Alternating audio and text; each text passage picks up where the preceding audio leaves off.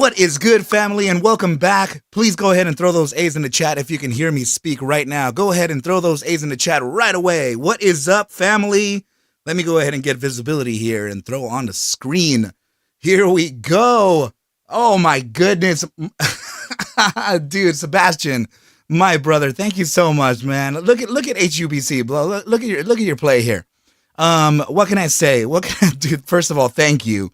I really appreciate you, man. You don't have to do that, my brother. You know I got you, man. But what I will say is this. Now that, I know that you're incredibly long this ticker right now, so I really would need this candle, this hourly candle in 7 minutes to close upside of 71.93. If this candle does not close upside of 71.93 in 7 minutes, my brother, I would probably skedaddle, right? But also on the bi-hourly time frame, this is another critical one here, man, because that's pretty much the resistance up here. I would say, yeah. Let me see, this would be 70.87, okay? If you can close above 70.87 on the bi-hourly, it would also be good.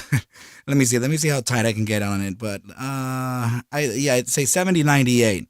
Okay, so if you want to be real critical, 70.98 to 71.93 closure in 6 minutes and 32 seconds. Please make sure to be careful there, my brother, because this could actually front run a downside here, and it'll get rid of your position. If you are still long this ticker, you've got to be super duper in the money right now. But I would really hate to see this close beneath this trend line here. Okay, you really need to get that. You really need to get this thing to close above it. Man, wow, that is so much volatility here.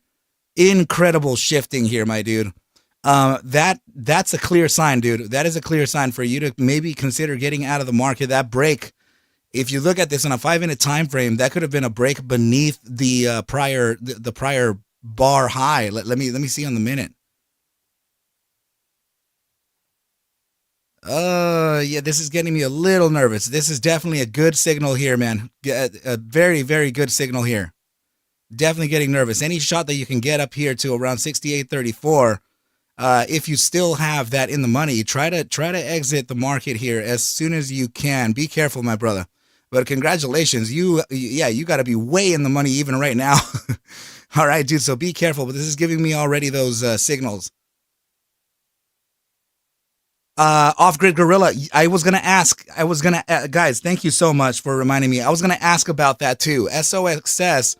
That's another play that we actually called out yesterday. Did it end up meeting, right? So Off-Grid Gorilla saying SOXS took the call entry yesterday when it hit your target at 1205, currently holding up at 66% and climbing. You the man, my brother. That is awesome to hear. I am very, very excited to hear that. I am going to go ahead and take a look at that play in, let me see, just in about a quick sec. I just wanted to make sure that we can look at FNGR2 dropping to 519 right now. It already faced the 506 bottom. I'm not exactly sure what target I set yesterday, but I think it's beyond it. Yeah, damn. The spy puts went crazy, Arca, just like you said. Good, man, good. I'm happy about that. But remember that I had no way of knowing that Alphabet would be falling, right? So Google, I don't know if it reported bad earnings or whatever. I don't know, man. But that is currently bringing the market down along with it. And to be very, very honest with you, the only thing to tell me that the market was going to sell off was that the simple fact of the hourly time frame. Let me pull it up, right? I think I had it up here. Yeah, you know what? I can do it right here real quick. It was the hourly time frame linear regression channel. We were right at the resistance of that, and we were waiting for the closure of, right after the pre-market, right? I had said that we had already maybe a 4-hour candle iteration closing beneath that resistance from the hourly, though, okay? And that would mark off a pretty interesting downside here. So that is the reason why we were able to tell that the SPY may influence semiconductors, particularly longing the SOXS. Okay, so these are clever ways to make some gains in the markets, right? Please, bear witness here. 2 hours and 3 minutes to go. I know it's a bit of a you know, it's a bit of a gap away, but still, that's going to close a potential bearish engulfing here on the SPY on a 4-hour. This may continue to the downside even heavier. But please, please never doubt the possibilities of this ticker, right? So as you can see down here at 417.80 to 418.33, we have faced a massive bounce towards that upside. And that is a kind of a danger zone for the shorts. So definitely try to, you know, if we do reach this area here, definitely try to get out of the market, at least in the SPY, right? So now regarding the SOXS ticker on a daily time frame, we are already testing the top side of this regression channel, right? So I'm not sure that I'm going to be able to look at this on the hourly time frame. Let's see what it's looking like. On the daily time frame. Let's see what it's looking like on the hourly time frame. Here you go. Check it out. We are very, very close to getting this closure here on the SOXS hourly. Please, please, please bear in mind, 2 minutes and 6 seconds. This needs to close above that mid band in order for this to continue the upside that we want. Remember, the targets are way up that we were looking for, okay? So you are looking at a closure above $12.78. You're currently sitting at $12.81. Getting this hourly closure upside of this mid band right here is a clean confirmation that the upside may be higher probability with a short-term pullback, okay? If you do get a short-term pullback, expect it to come back anywhere between $12.76 and let's see if it can. I don't even know if I can actually reach anything that low. Oh my goodness. Yeah, that $12.76 may be very limited.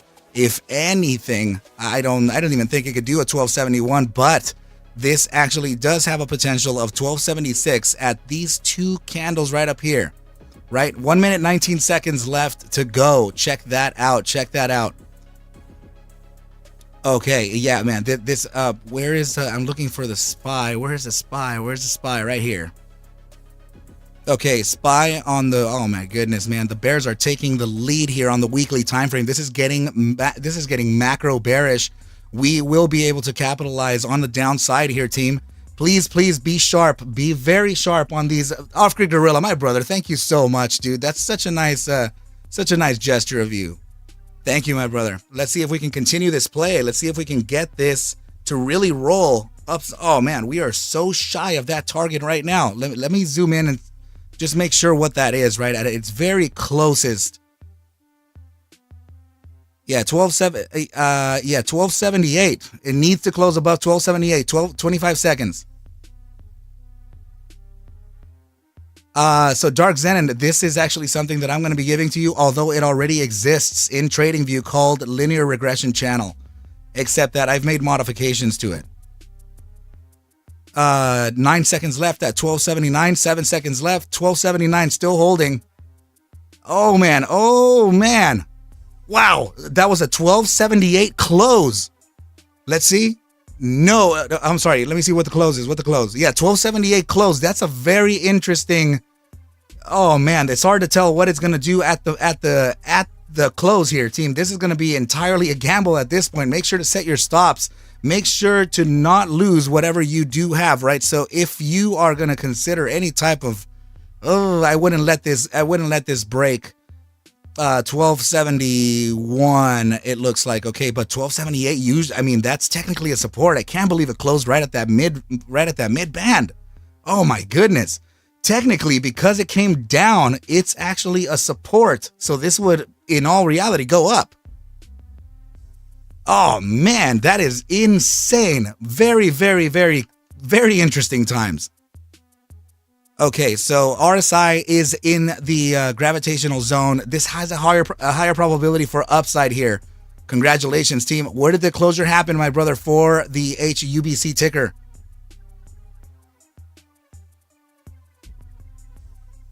Okay. A very interesting consolidation phase happening there on the HUBC 1 minute, dude. Let me know, Sebastian, what did you end up deciding on right there? Okay, so now SOXS making its next move to the upside. Careful, of course. Natural temporary resistance located right at about 1292. You should be way, way, way in the money. And now let's see if we can get to the next target on the hourly time frame linear regression bands. This is going to be a resistance level between 1299 and 1306. Wow, that's massive. That is huge gain. 1299 to 1306. That is the next relevant resistance. Now remember that this is not going to continue upwards the entire day. Likely, this is, I mean, if it does reach into these targets here, this is likely going to pull back to test the 1283 bottom. Okay, so be very, very, very, very careful here on this one. Let's see. All right, so let's see. Steve, how you doing? Good morning to you. Sorry, you guys, I didn't actually say hello to the entire team. The plays started immediately pounding today, man. Wow. But I am very happy that the plays are working out like the way we talked about. But I do have to say, team, I will say, please remember that there's no way I could have known for sure that the downside was going to happen on the SPY, which would introduce the upside on the SOXS. I know it was on the play yesterday on the Discord, but don't take that as me being like this magician or this guy that's holding a crystal ball. No way, no way, no how. Okay, there's only probabilities here. Okay, so the probabilities we're kind of favoring the bears for the SPY, you know. So we're gonna get long. We're gonna get long the SOXS because it's potentially a 3x lever move to the upside. This is great, you know. It's good stuff. But there's no way I could have told that Alphabet was gonna make its move, you know, to the downside. No way that we could have seen that. And in fact, we should probably do something here to take at least a look at that, right? So let's see. That's going to be ticker GOOG Alphabet. Take a look at the 4-hour chart here. This is massively bearish. Wow, that is incredible. So let's pull up the daily chart here just so that you can see what that looks like. Oh my goodness. Look at that massive, massive gap down. This is 100% bringing the markets down with it, even reaching all the way up to FNGR. So now FNGR, real quick, daily time frame SMA 100 located at around 487 now, team. That is the thesis behind that low of a target. Okay, so very likely for us to face a bounce here at 488 or 487. Keep your eyes on that moving average. I'm not saying that that's going to be the bottom side here, but I am saying that we have used that 485 to 487 as a critical bounce zone. Okay, I still see other supports that we've used before leading into 473 or 71. Yeah, I get it, but in this particular case, I'm actually looking at the moving average on the daily. So be very, very, very, very, very, very aware of what could be happening here. Okay, team, there are definitely some opportunities to look at. Sorry, somebody asked, hey kitties, good to see you here. Daniel, what is up? We are going to yeah, I'm wondering the same thing. Hold on just a sec. Where did I hate that oh right, this is because I'm using the SOXS. Somebody asked me SOXS re-enter will be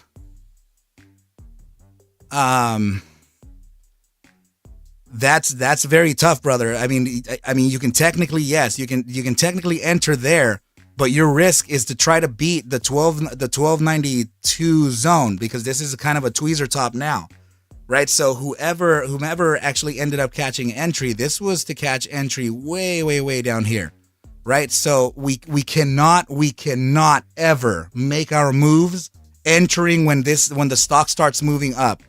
That is a no-no. That is a no-no. We never, never, never consider entry on a stock that's already made its move to the upside. We have to catch these before they move. And that's the trick to the trade. The trick to the trade is not to catch what's moving, is to catch the move before it happens. And why? We have to build the thesis. We have to build our entire strategy around that potential. And then as soon as we build it, then we're going to be able to long the market, right? In this case here, let's just take, for example, off grid. Can you tell me how far up your position is on the SOXS based on the entry down here? Just by percentage. Don't tell me in dollar value. Just give me in percentages. How far are you up? And despite the fact that it's currently struggling, right, to keep this, the next validation thing from me to you, Welby, would be to make sure that we can close this candle, this hourly, in 53 minutes. So off-grid gorilla, check this out. This is what I mean. If we were able to catch that entry from the bottom side where we spoke of, he's currently up 74%, and you would be entering at his 74%. He's probably 80 now, 85% up now. You know what I mean? So if we can do this, look, this is the only thing I can share with you to be very, very careful with, okay? The closure, the confirmation. It's always confirmation. All right, so Daniel Gonzalez, what is up? Good to see you here. So that confirmation, 53 minutes to close this hourly candle upside of 1280. If 1280 is closed and we're near this area still, sure, I can consider a potential re-entry, but not right now, brother. This is a complete gamble. Whoever is up already at this is probably up 100%, and with stops just beneath this regression line, right? So we don't want to enter the market where their stop loss is, because that's going to push you out of the money too. So we have to make sure to catch these earlier. But remember that condition that I gave you, 52 minutes, 27 seconds left. Close this above 1280. That could be a long signal to get on the SOXS. But let's see. SPY manipulation at 7 a.m. Oh my goodness, they are really gonna hammer it down, huh? So I'm sorry guys, who in here is actually writing the SPY puts instead of the SOXX calls that we put out on the Discord last night? I want to know if I do have some people short the SPY, right? Because I didn't actually give you the targets to the downside for that. But Google is, man, this is one huge panic. It is currently sitting at the resistance and the lows of the September 26th candle. That could be another reason for this to continue to the downside. And usually these panic sells are pretty nice plays that open. I'm not gonna lie. You're in puts, okay. What is that one? ASPA. Why does that sound so familiar? It's gonna be oh my goodness, what? 172% up. Ticker symbol ASPA. Oh my goodness. Is this all-time high? Yeah, it is. Wow. This is literally in price discovery. I guess the only thing that we could see here is take a fib. Right? Let's see geometrically where it can stop, right? So let's take a fib from the swing high to the swing low. And this thing is dangerously close to the 2.618. That would be your complete resistance at $35.97, if not already at that $35 top that it reached. I mean, if it does continue to the upside, I guess 51.29, but this is very likely the reason why this stock would stop moving to the upside. It's this is so insane. Oh my goodness. That is wild, bro. Oh my goodness, man. Sorry, let me go back to it. I'm very curious to see if it would actually do it. Let me check the hourly time frame. Dude. This is just ridiculous. So bullish. Jeff saying this ASPA is the holding SPAC for LGIQ, which William talks about. Interesting. How is LGIQ doing, by the way? Is it ripping because of this? He was talking about it yesterday. Oh, man. All right. So I will say that it has done this before, though. Please notice this. And this is another reason to say that the resistance is at the 2.618 on ticker symbol ASPA due to this regression here. We are pretty much there.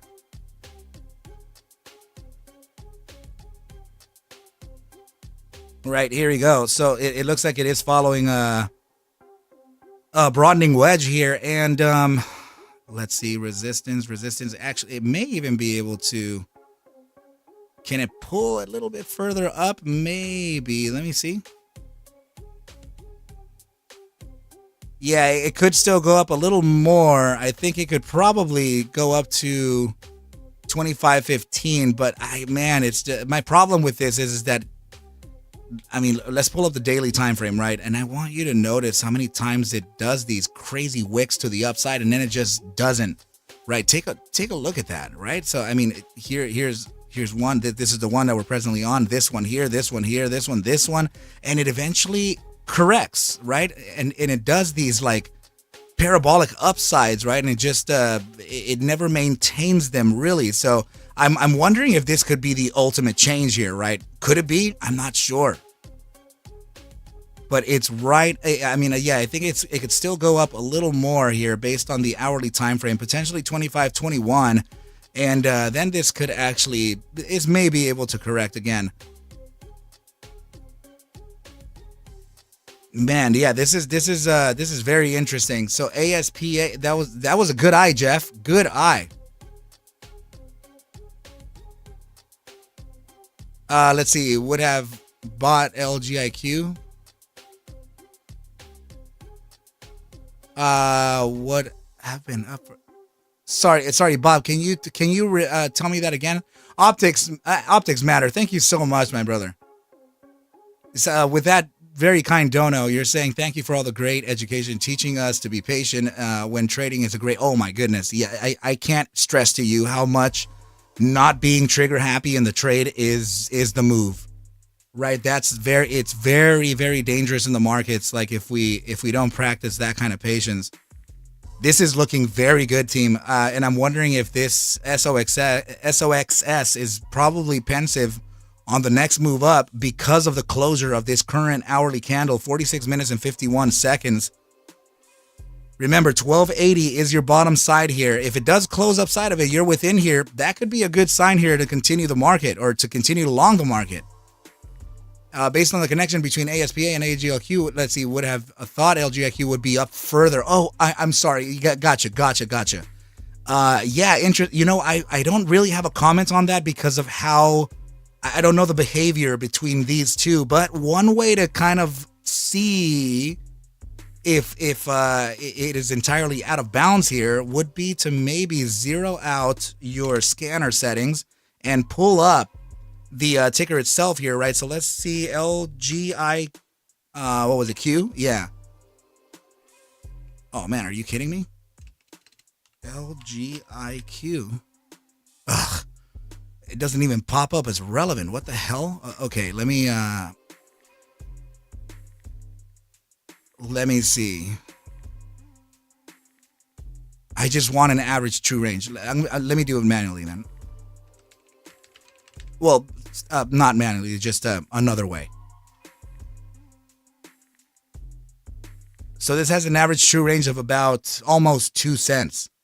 So yeah, I mean, so where did it open today? Let me see. Opened at pretty much 18 cents. Yeah, so it's up about, I mean, it's way beyond its average true range right now. So the average true range would have been up here at around 20 cents. It's at 24 right now. And we were talking about a potential resistance at 25. So based on its the average true range, which is the average up or down move that the asset makes with a 14-day look back, right? So meaning that it'll take 14 days of historical price action, average that into one metric, and it'll tell you that this asset can move on average almost 2 cents on a daily basis, right? So very important to keep in mind your average true range for these tickers. And so again, I can't really comment on that, but I mean, looking at the size of that move on ASPA, sure, I can definitely say that, you know, this feels like it could have at least made its 33-cent run, right? But I can't. Oh my goodness, Danielle Spears, you are up 270%. I would just get the hell out immediately. Oh my goodness. That is such a huge, I mean, not financial advice, right? I'm just saying that because, damn. I mean, my bottom side targets, I get at 417.80 to 418.33, but when you're up that aggressively, holy crap, right? So your average, you just got today, like that was my last week. Danielle, congratulations to you. Origin, good to see you here. Rocky Mountain Gobblers, good morning. Hidden Agenda, what is good? So ASPA, is that what William was talking about yesterday? I noticed that he brought it up on one of his videos. And I will say that he has been talking about it for quite some time. Very cool stuff. Let's see. Okay, so let's come back to FNGR and see what it's doing for us. Okay, currently at 527. This 506 bottom, was this close to the bottom side that I was talking about? I think I talked about a 501, right? Or a 487 to 480. I think the total range was honestly 483 to 502. And we're currently sitting at 527 right now, team. I must tell you, I must be completely clear here.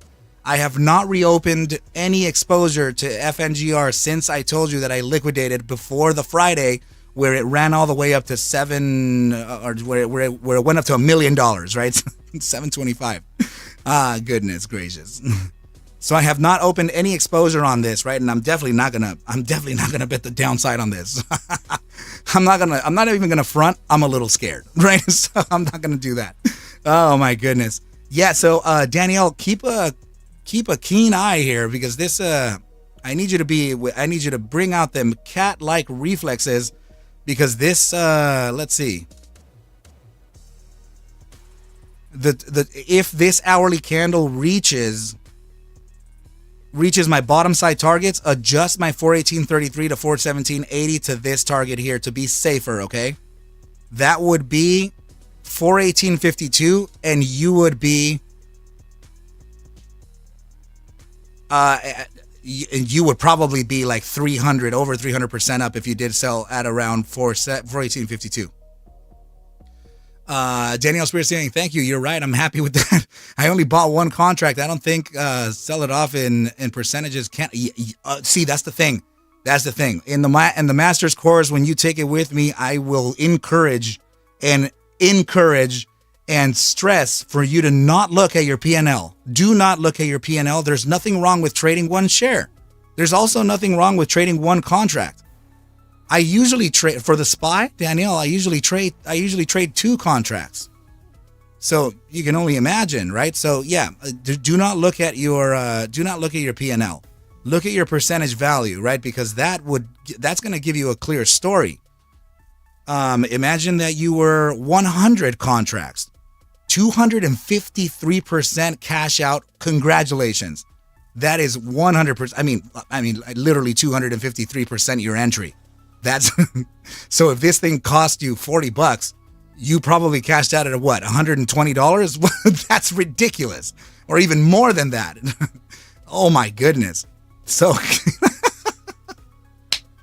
way to make $30 into something, right? Oh my goodness, man. Definitely nothing wrong with that. Congratulations to you, Danielle. Very, very, very, very, very, very impressive. Oh my goodness, man. That is something. Guys, I love to see this. Are you kidding me? There's nothing better than to see the community gain. Nothing better than that. Right? So while we're facing trouble in the ticker that we're holding long like this, team, your hedge against the market, your hedge against your loss is to try to bet the market. Damn, you made you turned $63 into $165 is what you're saying. What? That is incredible. Imagine that was $630, right? Imagine that was $6,300. What would it be then, huh? That's why we don't look at the P&L. Do not look at it. Right? That often people look at percentages. People look at your risk versus reward by gaining on metrics of 1R, 2R, 3R. Can we make 5? Can we make 6R, right? So many ways to look at this, but you just banked. That is incredible, and I love to see that. Oh my goodness, that's literally over $100 that you didn't have before. Like, let's go, right? Oh my goodness. So now SOXS still showing that strength in the market. Welby, your potential entry would be, yeah, it's looking closer and closer, man. This is 38 minutes, and you would pretty much long this an hour before the quiet period, which would be lunchtime NYSE. Right? So if you're able to get that, if you're able to catch that entry here upon the closure of this candle upside of this resistance level, you are chilling. So Hidden Agenda saying, what's the best way to go about options if your trading level is 1? Seems too expensive to trade them, and you need to own stock, right? No. So if you're trying to sell options, yeah, you would need to hold at least 100 shares of the contract in order for you to create one options contract to sell.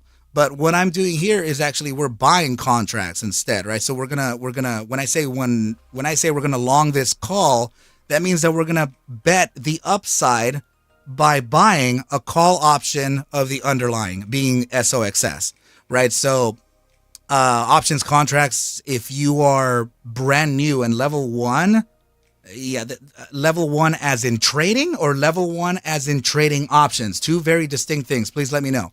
And Sebastian saying, Arca, I got a question. I think Alphabet mentioned the HUBC was going to like a cup and handle on the daily.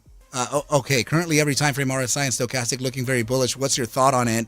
So let's look at that, dude. So that was HUBC. All right, so okay, so it's very healthy. It's definitely moving up to our next target here, right? So we're looking at a potential. Let me see. Do you recall where my next resistance was for you? And is that still consistent to 75.91? Joel, that's what I'm thinking. I'm not sure yet, but I'm thinking that. Sorry, option. Okay, so you are familiar with trading equities and charting, right? Yeah, that's going to be for, they're going to set you to covered calls and covered puts. I need to get out of the 1 minute. Hold on just a sec. Hidden agenda. Just a moment. What was the resistance? I forgot what I had. I don't know where I have it either. Why is it gone?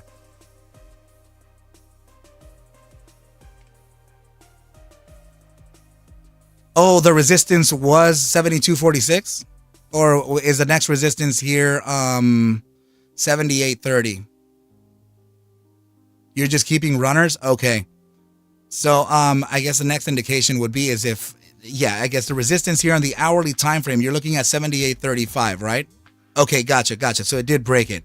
The next thing, since it's this bullish here, you're very likely going to face a resistance right up here, right? And this would be the area that I talked about as a final take profit, right up here to 77.98. And 77.98, because you're getting very close to some topside resistances that are very relevant here, not to mention the very top side of the hourly time frame regression channel. Okay, so at this point, what would your gain, where's your gain right now? What percentage are you up right now? LG, I'll come back, double X, I will come back to it right now. I think there is a particular closure. Right. Okay. Entering the market at this point here on LGIQ, I do not see it. I don't see it. Right, because this is a huge gamble at this point. And I will let me look at this on the 4-hour time frame. See if the regression channel is not even there. Wow. Let me see the daily regression. Let's see. You're left. Oh, you're playing shares, dude. 15,000 shares. Wow. Okay. I mean, this was the top. This was the very top that I talked about, right? So you're 77.98, dude. What's happening right now is that it's topping off before the closing of this candle here, which is at about 76.67. That's why you're facing resistance on this candle right now. So look at this, okay, this is a very, very interesting day trading trick. Okay, if you start breaking the prior bar high, like, look at this, you see that? Hold on.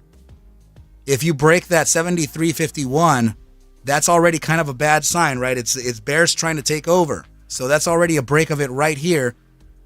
I mean, this is just going to bounce here, right? If you start clearing this is not good. That's already looking a little sketchy to me, my brother. And this could have already topped, but there is still the possibility in 33 minutes to close this. But the gamble here is the 33 minutes. So you have to really choose your battles correctly here. So observing your bars here and the breaking of prior high bars, that's not good. right? So let's see if it can hold it, because right now, technically, you have two supports. Sure, the 73.55 and the bottom side of about 72.31. So I mean, the gamble is 33 minutes, right? Or you take what you can get upside of this bar. So those are the two, like right here, right? That would be the gamble. And to tell you the truth, I mean, hourly time frame RSI, it's still, I mean, technically it can it can technically go to 96%, and you're barely here at the 72.56, which, by the way, is the gravitational zone for a downside. I tell you this, okay? If this thing wicks enough, if it has enough wick in 32 minutes, the RSI would then do something like this. It would pivot, right? Very, very, very lightly, but this is enough. This would be enough of a pivot to validate some. Man, yeah. Let me see.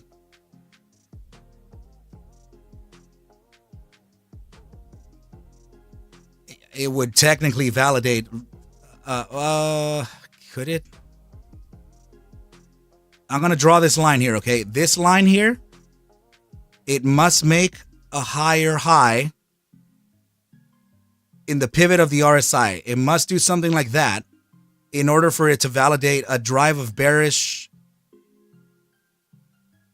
Yeah, let me see. I mean, I wouldn't do it on the hourly too, brother. You're getting super close here, man. At 77.98, I don't know that I would. I don't know that I would hold beyond that. Let me see here. Yeah, okay, the closure, the closure here, if it has enough of a wick to the downside, this would create its first iteration of a it would be a single drive of bearish divergence right now. So that would be the lower highs on price action versus the opposition would be momentum with a higher high. Okay, so if that happens, get the hell out, right? But I don't know, and I don't see this really penetrating 77.98, and this resistance here is already feeling super sketchy, is because I'm wondering if everybody's taking if everybody is taking profit right at the closure of this candle here. I honestly can't tell you whether this is going to continue up or down. On Alphabet?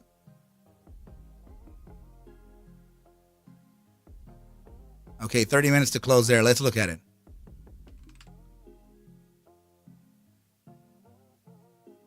What time frame was it again? You said daily?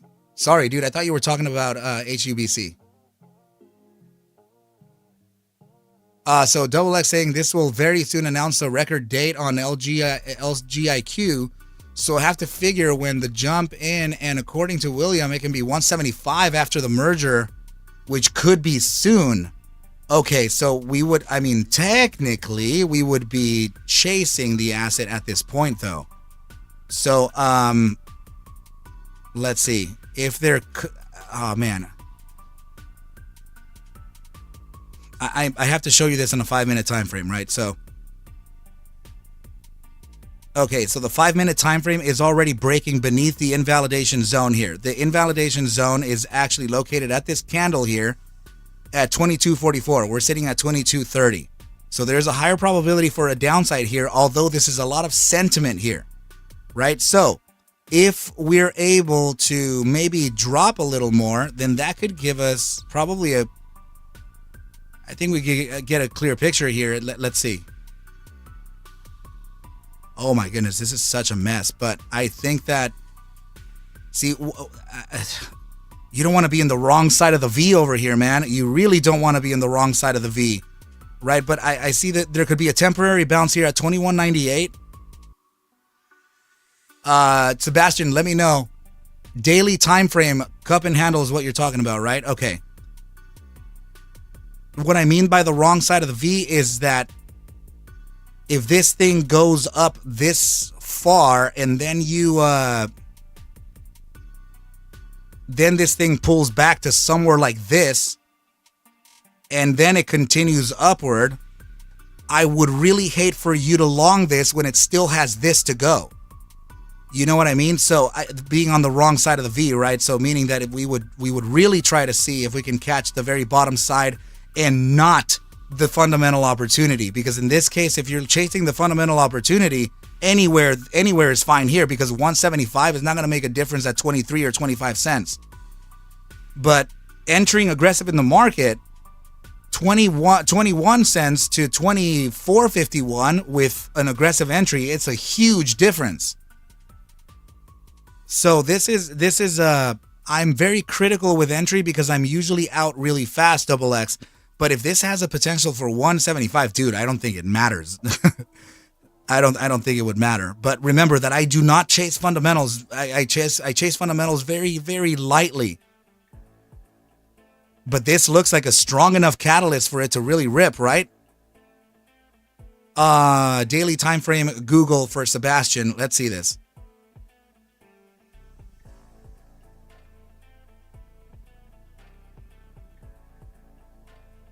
Sebastian, are you seeing? Wait.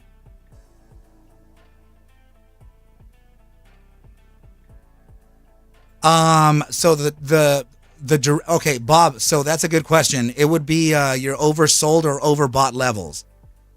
So fundamentally speaking, if you have a earnings miss, your daily time frame starts selling off.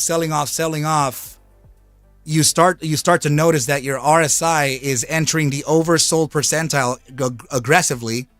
While technically speaking, this can oversell forever. It's the likelihood is that somebody's going to end up picking up this historical bottom. So they'll likely be looking at how low the oversell can go, right? So they're thinking here 23%, and we're already sitting at the RSI at 26%. That could probably dip down lower to another 3%. So upon that drop, you would then get a surge of technical buyers and day traders that can switch the entire narrative temporarily. And depending on how hard that push to the upside or downside, that's going to change it, right? But it doesn't mean that the overall picture changes. It's only for the moment, because we're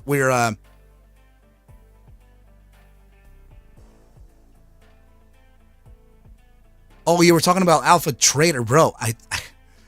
I kept on looking at Alphabet because of Google.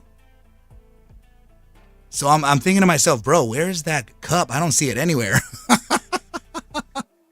So, okay. All right. So let's, dude. But Bob, please remember that there's always a strategy that here's an example, right? So,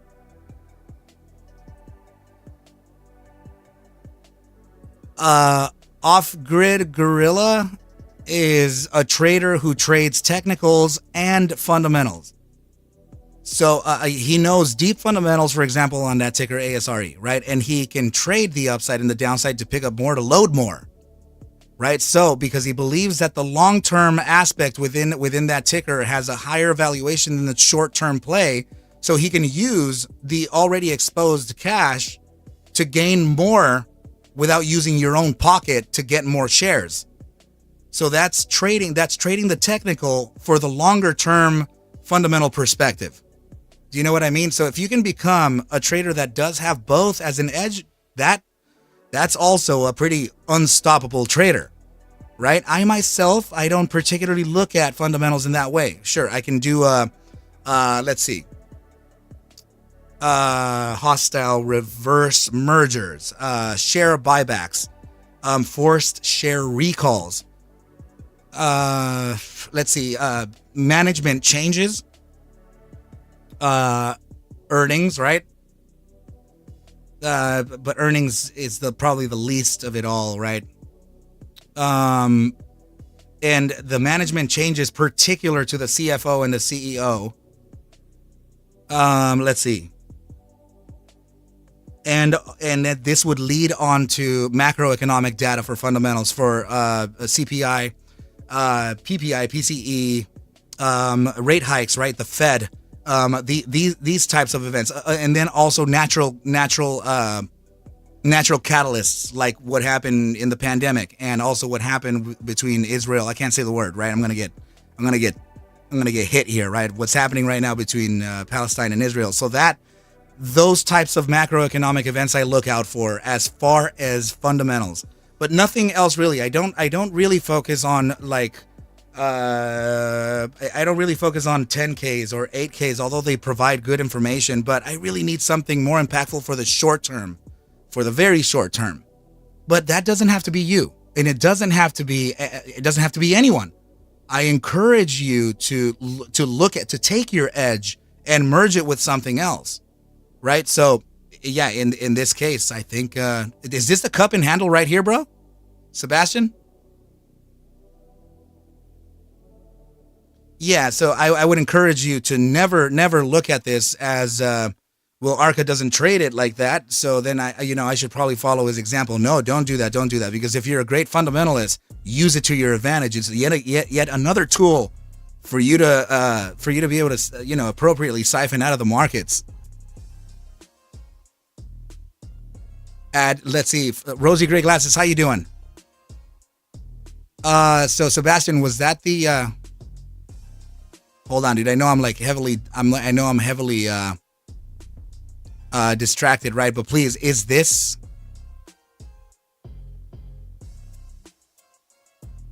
let's see, Green Mountain? Yeah, let's take a look at that one too. Hold on. So we have that in play. What? Look at this one too. Wow. This is up 19% on the day, but bi-daily.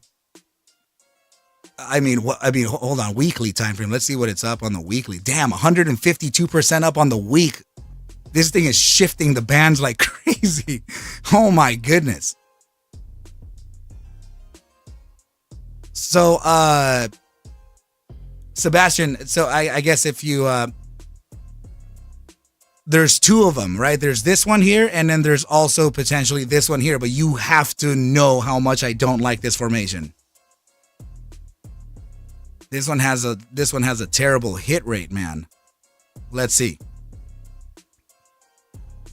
I'm going to give you some hopium targets, I guess, man, but this is if you are looking at this as the larger time frame cup and handle, then your target is actually not bad. The target that I gave you.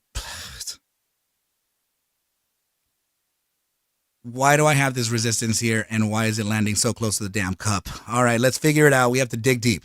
Sebastian, damn it. Let's see. Yeah, so we have the invalidation zone up here at 176. The cup is leading to 187. 176 to 187. Okay. And then SPY's coming back up or down? I hope that it came down to that target. Oof, it got so close. Oh my goodness. Danielle, look at that. You totally dodged that.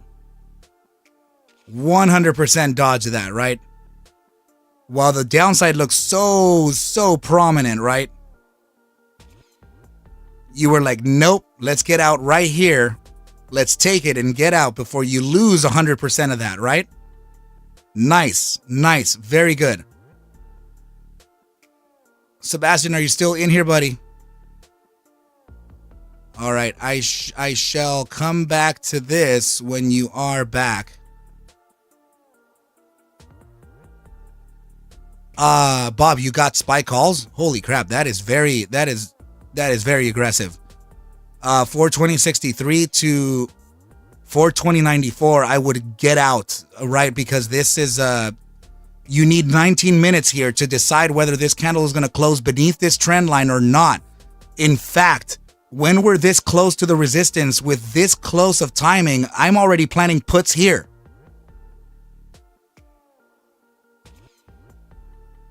Quick, get the excavator. Arca needs to dig deep on this one.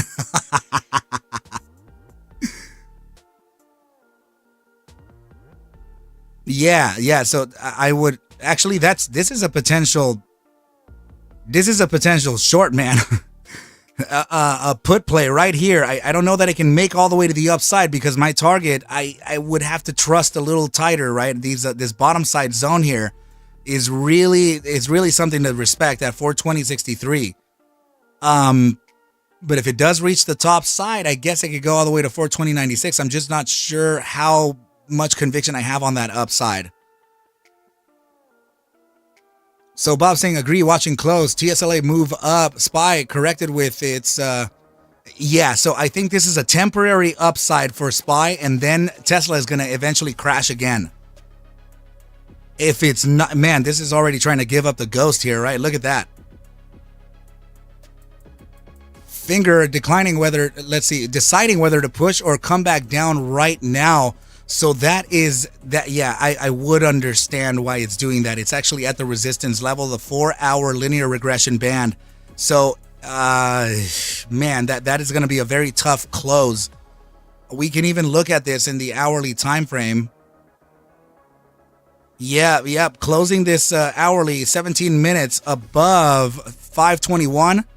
That could be a good signal here to continue on to the upside here, but I would see resistance. 5 is just upside of the mid band here at this hourly gap. Bottom side of the candle, 551. Careful, okay? Yeah, Sasquatch, it's just the beginning of the day, right? So there is still the potential of grabbing that very bottom 485 to 487 potential. Not sure that it can do it, but of course we still have to maintain an open eye, right? Okay, so now team, hold on just for a sec. I want to know if he's here. Just a sec.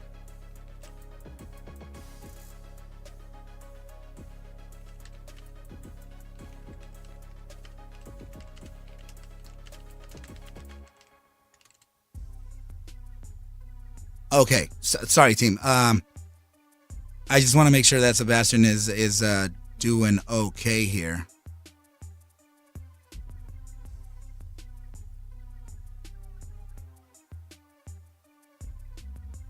Look at this, Seb.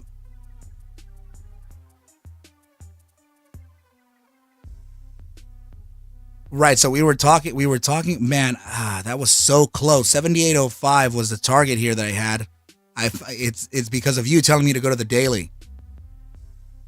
The high came up to 76. Oh my goodness, dude. That's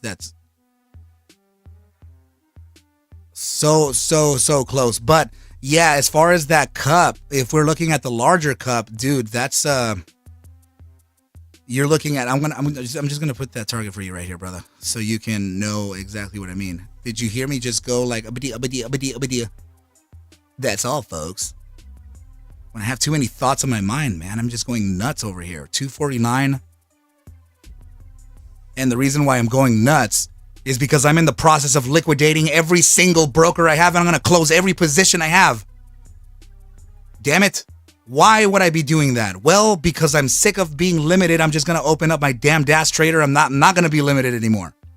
So I'm liquidating everything. And I'm throwing it into another broker. But then I'm going to be stuck with $200 a month. All right? Good deal here, team. Devil horns up in the air.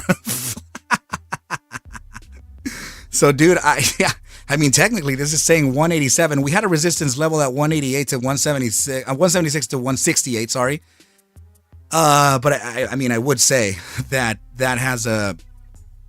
this asset really moves, dude. This thing really moves. So let's see here. Where can I take? Let me see if I can do it from. Hold on, just a sec. Let me see if I could do it from here. That's a little too small, right? Also, let's get rid of the drawings. And that would. Oh, right. It's actually this right here. So 79.10. Okay, let me go back into the drawings and 79.10 instead, right? So there, come on, there we go.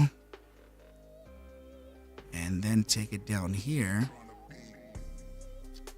Okay, So 187 topside target is rhyming with the 3 spot 272 at 195. So this would tell me that, I mean, this is such a massive upside that of course you're gonna get kind of a wide spread here between the targets. So I would keep an eye on these two primary targets, right? 168 to 195, and that would be kind of like the total range there. There's still a probability, of course, of reaching 249, which is the top side of this formation, which is also the broadening wedge's top.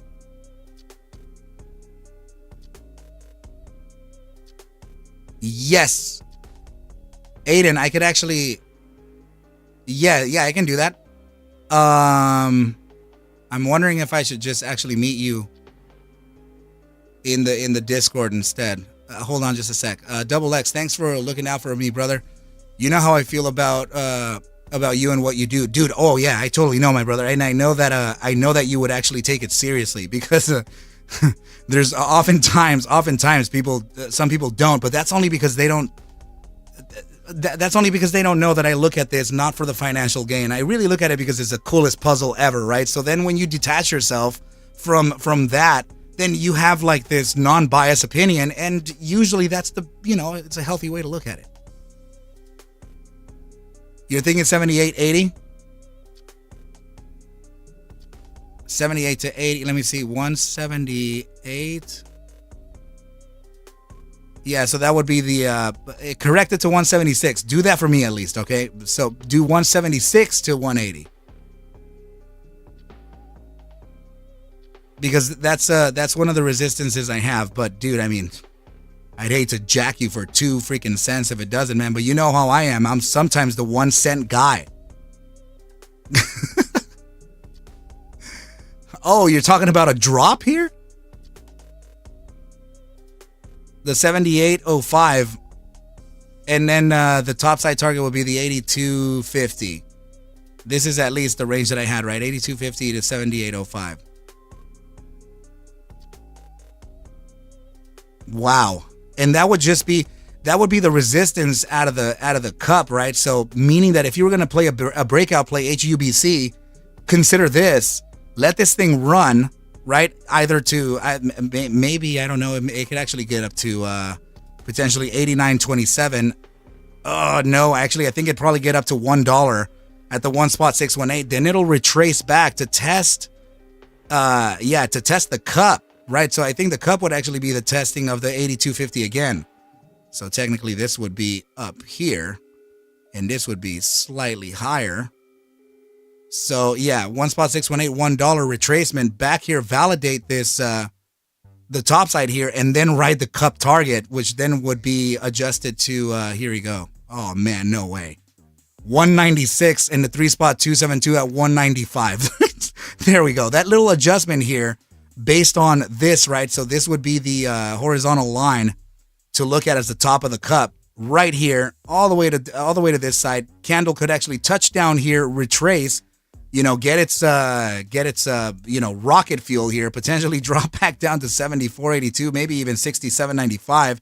Huge gap there, right? Then this thing would actually take off like a mother, and then reach that $1 target, and then that's going to be your validation here for the breakout play.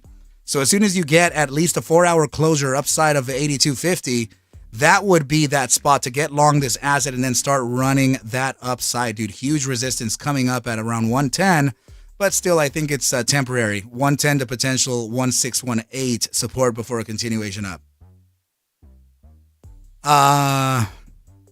So the RSI and the stochastic momentum are telling you that it could get that high. I agree. Especially on the daily time frame, dude. This thing has... And it's just, look at this. This is in the bullish control zone, upside pivot. This is just starting the contraction phase. This is one entire setup, bro. Good eye, dude. Good eye. Finger is running. Did it actually meet the bottom side? Nice. 533. Oh, right. So I think I was talking about a resistance at 551. The 551 target, Oh, this is looking good. Look at this. Hourly time frame linear regression band is at 521. Yeah, closing this candle upside of 521, very bullish. Very cool. Hold on, team.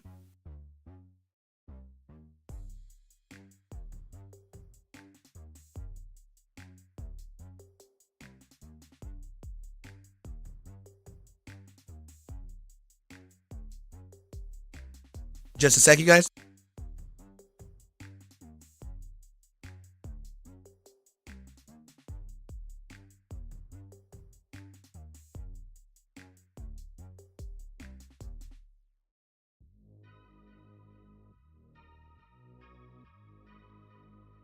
I like to take notes by hand too, team, so just a moment, I'm writing something.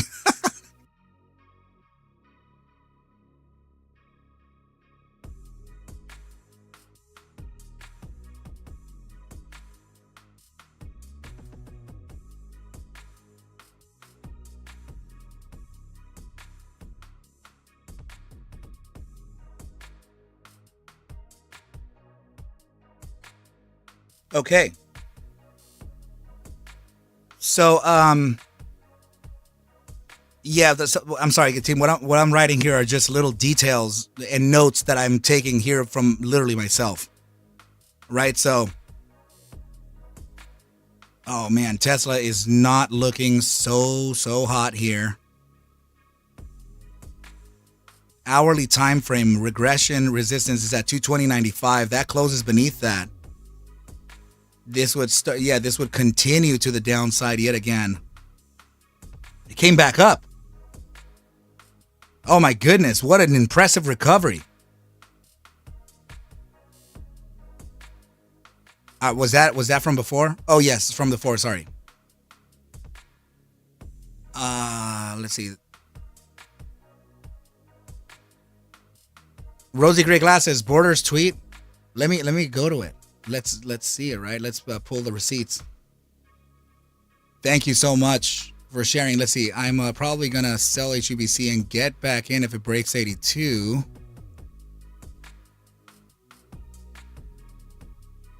Dude, it's just it feels like that top side of 78.05 is just shy of our target, right? I mean, I wouldn't doubt it, dude. It's just sometimes,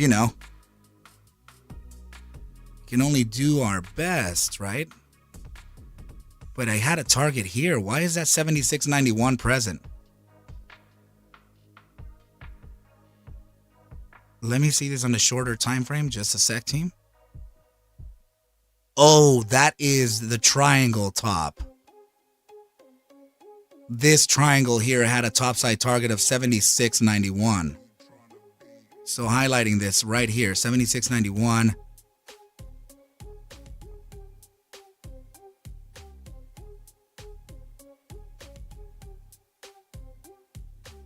Let's see.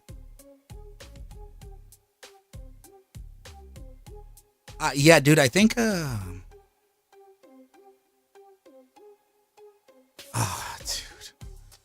The hourly time frame regression is 78.24, which is really 78.05 on this target. Like I really want it to go. But look at this, dude. Be careful, because 1 hour here to close. I'm sorry, 1 hour, 4 minutes and 39 seconds to close this candle upside of. Let me see how close I can get it. Dude, this is very critical. Okay, hold on. I'm sorry, team. I'm not looking at the chat. Just a quick moment. Don't miss the boat on this, Seb. Be very, very diligent about this, okay? I would say 72.31. Like, see that? That's no good, okay? Make sure that the candle does not. Oh, this is a good idea. This is a good point for me. Perfect. Oh, man. Oh, goodness. It switches it. 72.31. 72.31 if you can get this closure in 4 minutes. Oh, 3 minutes and 58 seconds and counting. If it closes above that, 78 is your next zone. 72. See, right now is at 72.25, and then when it moves up past this, then it shifts up to 72. Freaking man, yeah, that's crazy. The linear regression bands are active.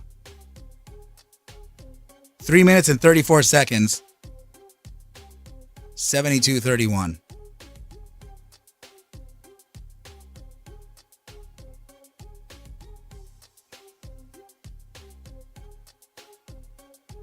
Okay, man, I'm so curious here. I'm sorry, team, just a sec.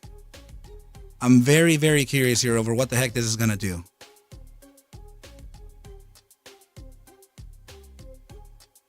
Hold on.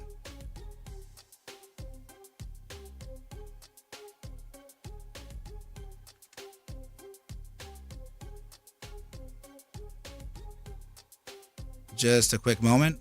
Let me see.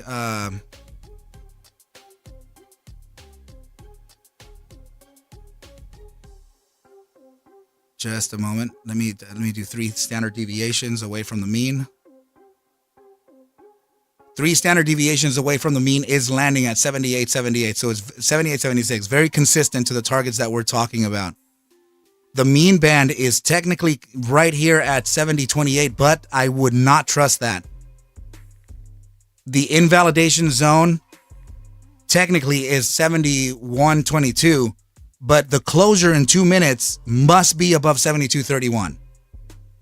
So that next move would technically be to 3 standard deviations away from the mean located at 78. Remember, 78.05, whatever those targets that we were looking at. And your topside resistance here. Your topside resistance on the next hourly candle is 78.34. Dude, everything is rhyming with that target at 78.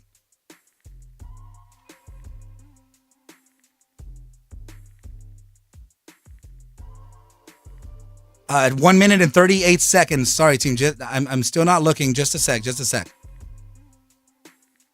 Oh, dude. This is crazy, man. This is one huge gamble. Dude, if it closes beneath this 72.31. Hold on. Yeah, if it closes beneath the 72.31 on this 1 minute and 19 seconds left,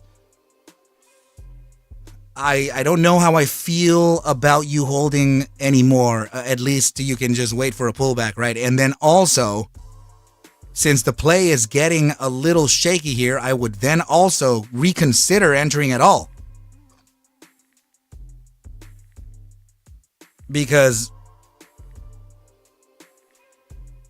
the mean here would change. Okay, 50 seconds left and it's selling off. It's already, okay, we're at the mean here. Let's see if it bounces from the mean. Okay, it did, but I'm not sure if it's strong enough because it's a 5 minute.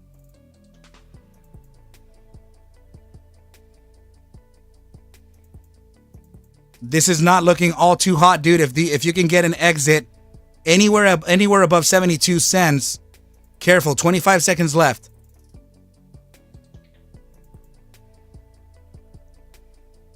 My algorithm is printing a sell. Dude, careful. Let me careful, bro. Careful. Let me check armor. 4 seconds left, dude. Get out. Get out. It may make a resistance grab first, okay? It may make a resistance grab up here first and then it'll start selling off, but dude, I can't tell that it's going to continue down or at least make the resistance validation.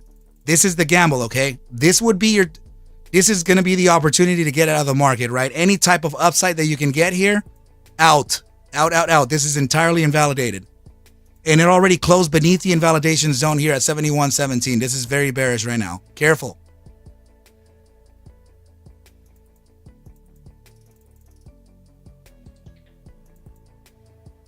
Oh, right. Let me look at the chat now. Sebastian, let's see. I'm going to get out if that happens, bro. Okay, good. Right, good. Sorry about that, team. That's just, you guys know how it goes, man. I want to make sure that Sebastian is a track 1 master student, and also, man, this is usually the guys, man, that ask all the millions of detailed questions that you have to keep in your radar, right? And that was definitely Sebastian. So let's look at that tweet. I'm sorry I never paid attention to it, right? So much struggling right here, brother. So much struggling. Okay, you're out? Dude, good. That, I mean, what was the total percentage? Like, not looking at dollar values, what is the total percentage you think you got?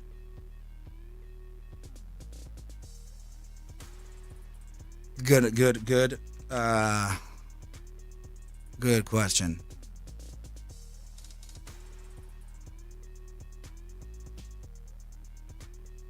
Yep,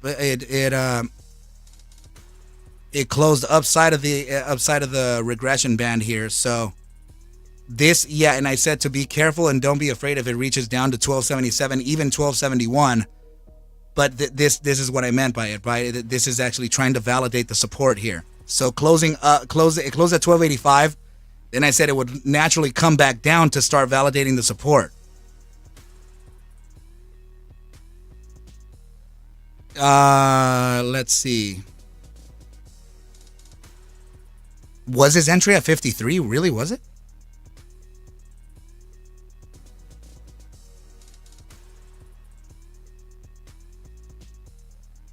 Dude, if it was 53, damn. Let me see.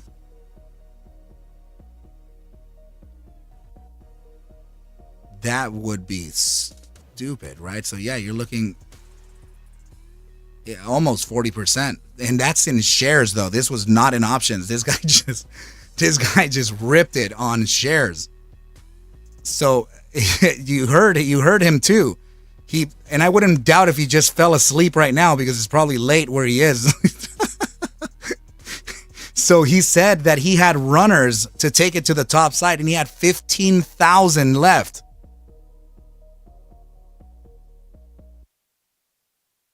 Bob saying I fully expect to see a big red candle on finger soon. Cynical? I don't know. Realist or logical? I don't know.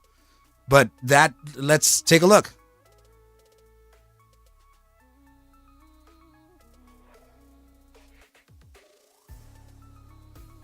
Hourly time frame, that close was very, I mean, that's a really high close in comparison to the mid band. 519, and the close came up to be at around 532. Topside target I'm looking at would be at around 548 on this hourly candle, this one here.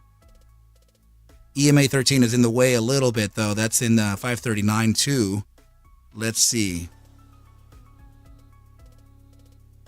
I will say that DBSI flashed a sell signal. Let me see this on the... that's the hourly time frame, but let's see the 5-minute. Actually, 5-minute flashed a long signal here. Bulls are leading the way. Actually, bears are leading the way in the 15-minute time frame, 64%. Let's see the hourly. Damn, the advantage is nowhere in the Bulls' favor right now. So technically, this is still in a decline here. Let's see the 4-hour time frame.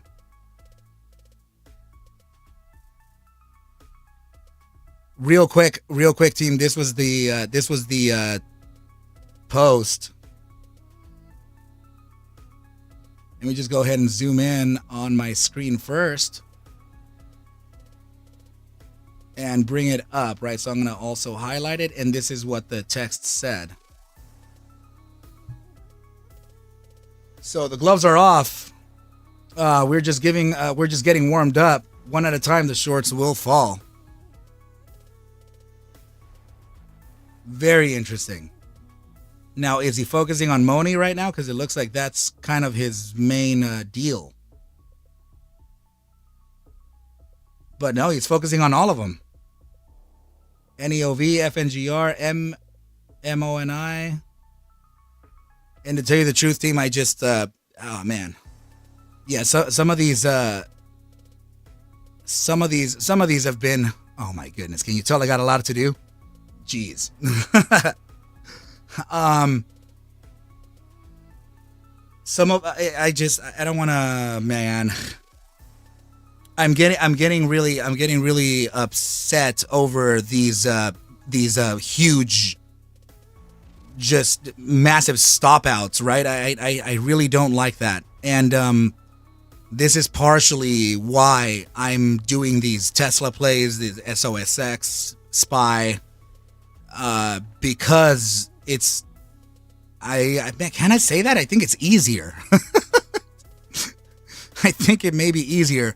This is a condition that we should focus in on, okay? This 4-hour candle is potentially printing a hammer here. Now, the hammer is going to be validated if we can close it above, if we can reclaim the linear regression channel on the 4-hour time frame. That would be 531, okay? So if it can reclaim the inside of 531, then there could be a recovery here. So, for example, that, right? If we can close like that, that could potentially present a continuation to the upside here, but it's very conditional and it's very difficult because 4-hour time frame over in 52 minutes, that's going to lead into the quiet period, which is the NYSC lunch. That's going to be a little difficult.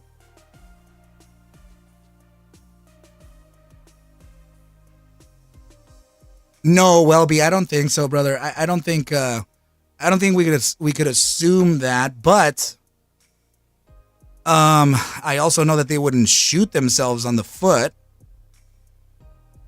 You know, so they'll probably try to get the best entry possible.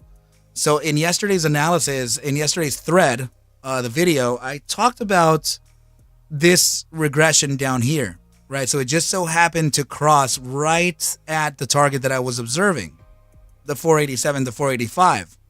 So if that's the case, then you would get this contact point here, contact there, contact here, another one right over here, and this would be the bounce zone.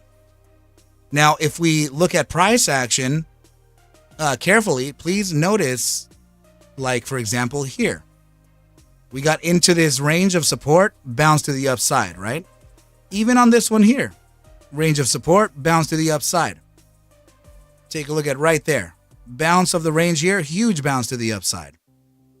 So, and yet again, right over here too, right? So, it looks like this range can be used for some pretty nice bounces to the upside. I mean, this was a smaller one here, but definitely one. I don't know if I can count this one here because it broke the support here, right? But this would be it for a bounce to the upside. And then once we met the resistance, then you had a resistance to fall deep. So I think that this is a pretty important zone. Let me see. Let me get rid of price. Drawing, sorry.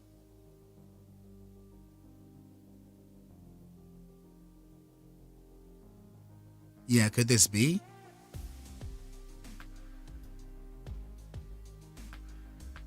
Okay. Yeah, it seems like it's a pretty important zone there, team. I would be very careful. Careful on that 4-hour closure, too. The one that we were talking about back here. 5:31, 49 minutes in the hourly, in the 4-hour chart. Let's see. Sebastian saying, I sold my runners at a better price than my initial sell. Nice. No sleep today, Arca. Gonna trade the SPY with you after lunch. Nice, dude. Nice. I'm so happy that you did get that gain, brother.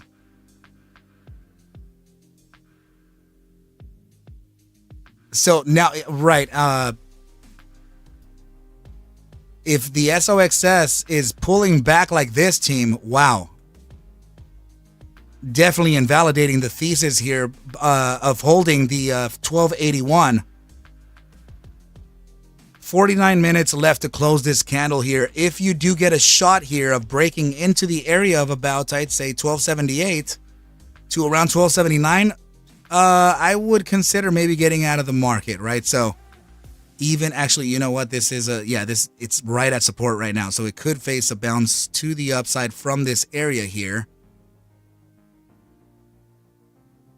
Yeah, I would consider out of the market 1276 to 1278. although it feels like it's temporary. But the thing is that you know, you want to take your gains while you're at it, right? It's doing this type of thing, right? So if you can scooch on out of here, then this around these zones are okay, right? So this is in the process of building a potential bearish engulfing. I still have to see it. So yeah, around here, team, I would probably start removing risk. 1276, 1278. This is you know, to just be safer, right? Because I don't like that it broke this far. So this would be the zone that I would just get out if you're green. Not financial advice. Please be very careful. If it does have another topside resistance, sure, maybe it would have reached 1281, but I think 1276 to 1288, 1278 is fair.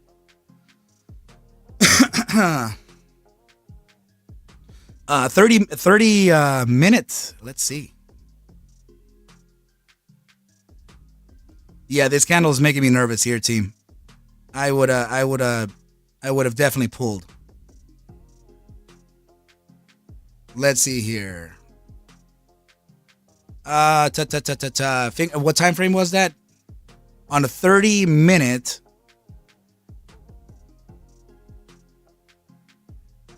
Yeah, I do. Let me see.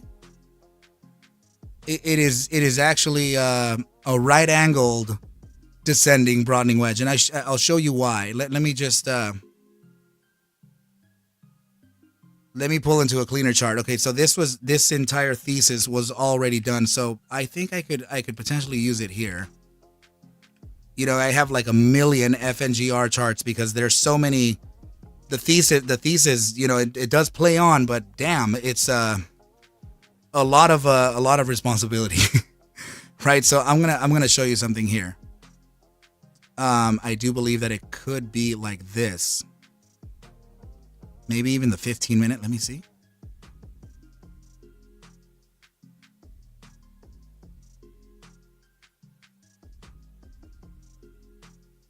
I mean, yeah, I guess it could be looked at on the 15-minute time frame too, right? So something like this.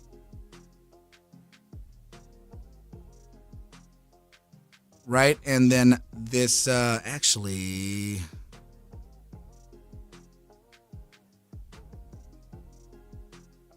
Can it be from here? Let's see.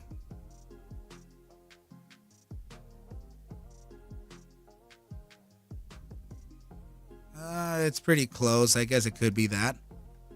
So yeah, this is a right angled, right? You have a horizontal top. And 15-minute time frame, it's hard to trust this. But let's see. If I adjusted. Okay. Yeah, I think I would have to adjust. Yeah, so the beginning of formation would be here. So that means that test number 1 and 2 are in. Oh no. That is not good. Let me see. Yeah. Okay, what I want to bank on here is that this is test 1 right here. Test 2. Test 3 with a capitulation. Did it capitulate? Yes, it did. Good. And this is reaccumulation. Okay, so technically this is already playing out the 3 tests, the very difficult ones. Breakout test number 4 is a true test, and breakout test number 5 is true as well.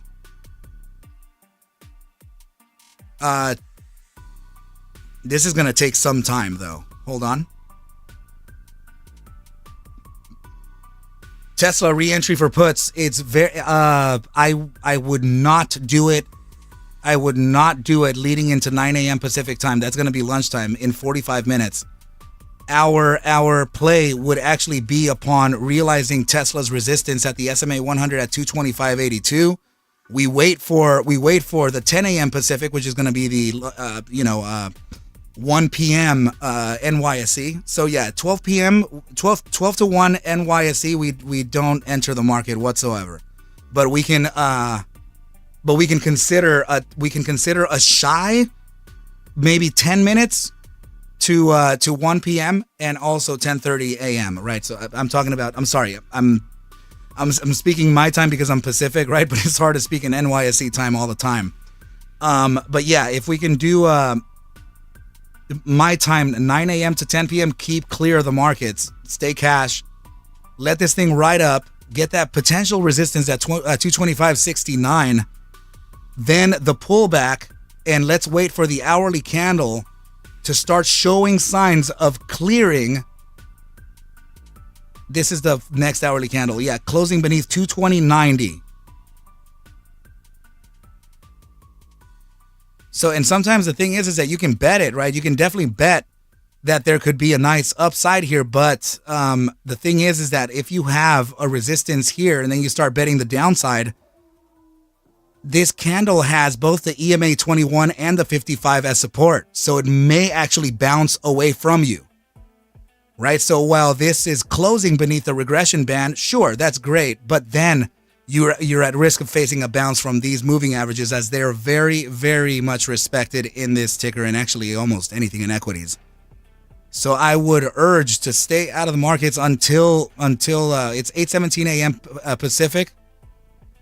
I would say until 10 a.m. Pacific, and then we could open up some. We can open up some puts. And it's going to be dependent too. Remember, it's going to be it's going to be highly dependent upon closures and confirmation here. But even if you're looking at it on the buy hourly, there could be. Oh man, if the buy hourly closes upside of, for example, this, look, 219.68, we're at 218.76, literally a sneeze away. If it closes above that, during lunchtime, this may even rally all the way up to the SMA 50 or the EMA 55 at around 226.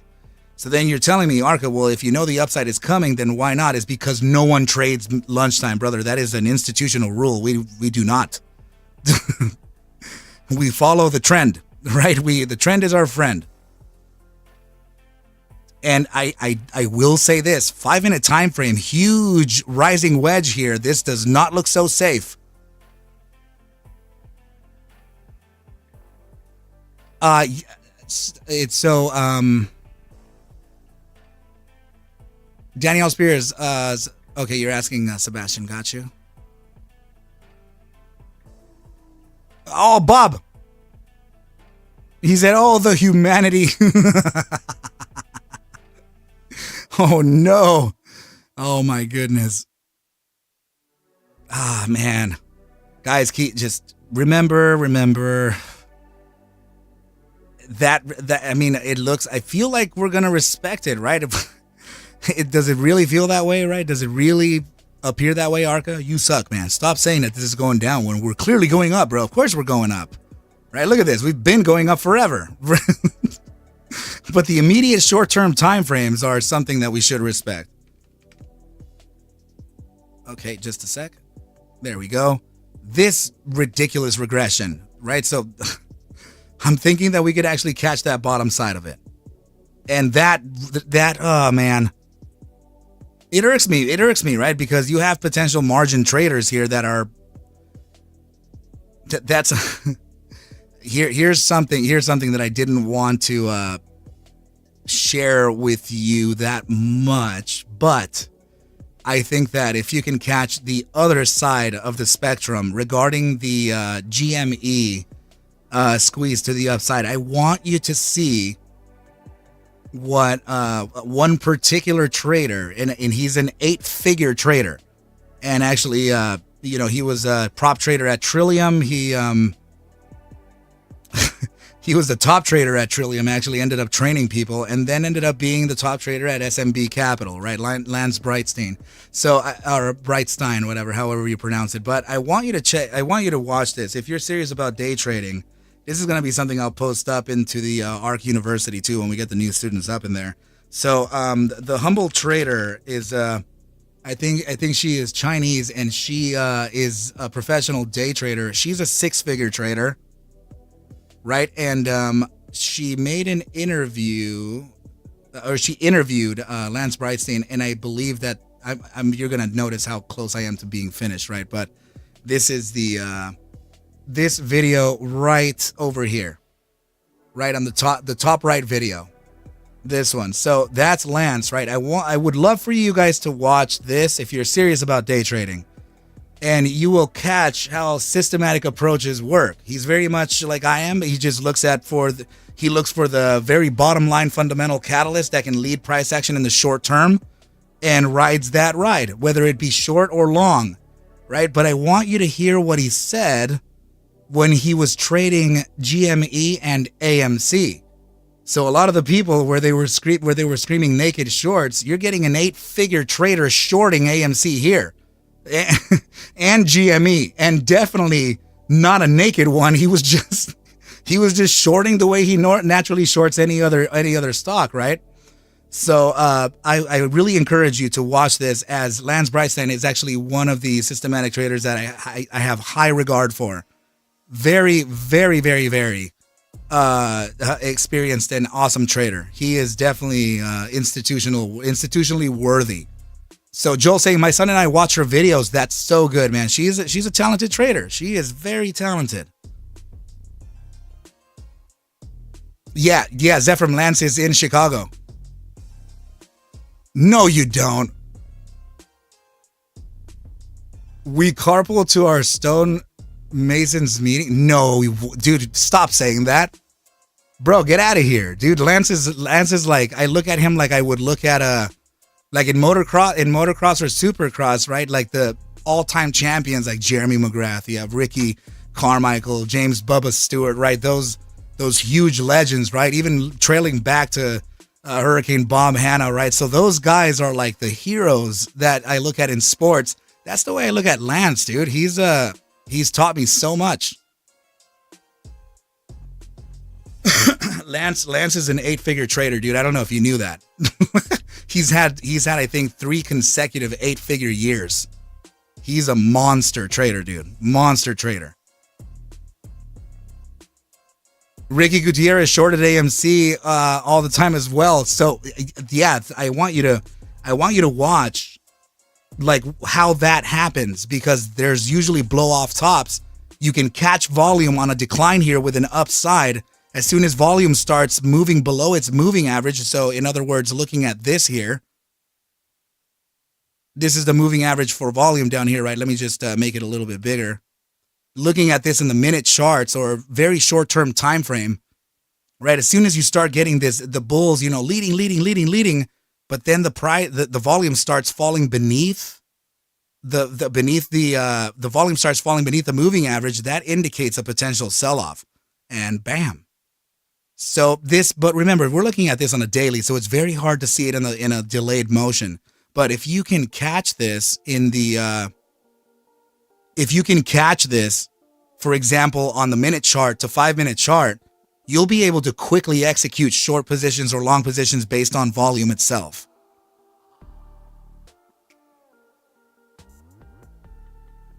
Do you think it could be? Oh man, it's the thing is that we have a clear break of it, right? So let me damn it, here goes another new chart. Good eye though, dude. Very, very good eye. Let's validate it. Yeah, Ricky Gutierrez, I watch him too. I'm just I'm not fond of him in the regard to where he makes fun of the AMC apes. Like, what I mean by that is that he I know he does it in the reason to where you shouldn't be a diamond hand trader, right? Because that's not the right way to do things. I get it. But like, dude, we're talking about people who committed suicide here, man. Like this, it's too soon. It's too early. And I don't know. I don't know how I feel about that. He pokes at them a lot, and that's, I feel like it's a little, just a slight bit dry. I don't know. Maybe I'm just overthinking things, and I'm just being an idiot. But I'm very sensitive to people in general. Right? I often don't like people, to be honest with you, but I am a people person, right? So, but I know that people can suck too, right? People can be super mean.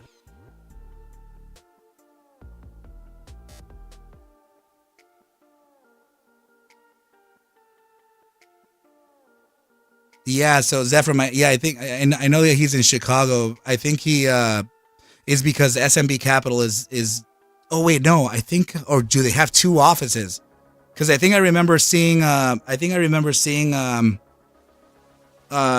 Capital located at downtown Manhattan, but then I think they moved. Maybe they're in Chicago now. I'm not sure. Chris XRP. Yeah, I feel like they have good utility. There's a lot of talk. There's a lot of buzz around it, and especially from the influencers. If you're gonna catch the biggest bull for XRP, that's gonna be Coins Kid Coins Kid, and he is a technical trader just like I am, and also another trader that I learned a great deal from. But I feel like that SRP has a shot at it, right? It's very it's valued at a huge discount right now. So, but I will say that it's completely dependent upon BTC's price movement, like anything else, right? But and I what I don't know is what it's built under. I don't know if it's built under BTC or Ethereum or what network it's under.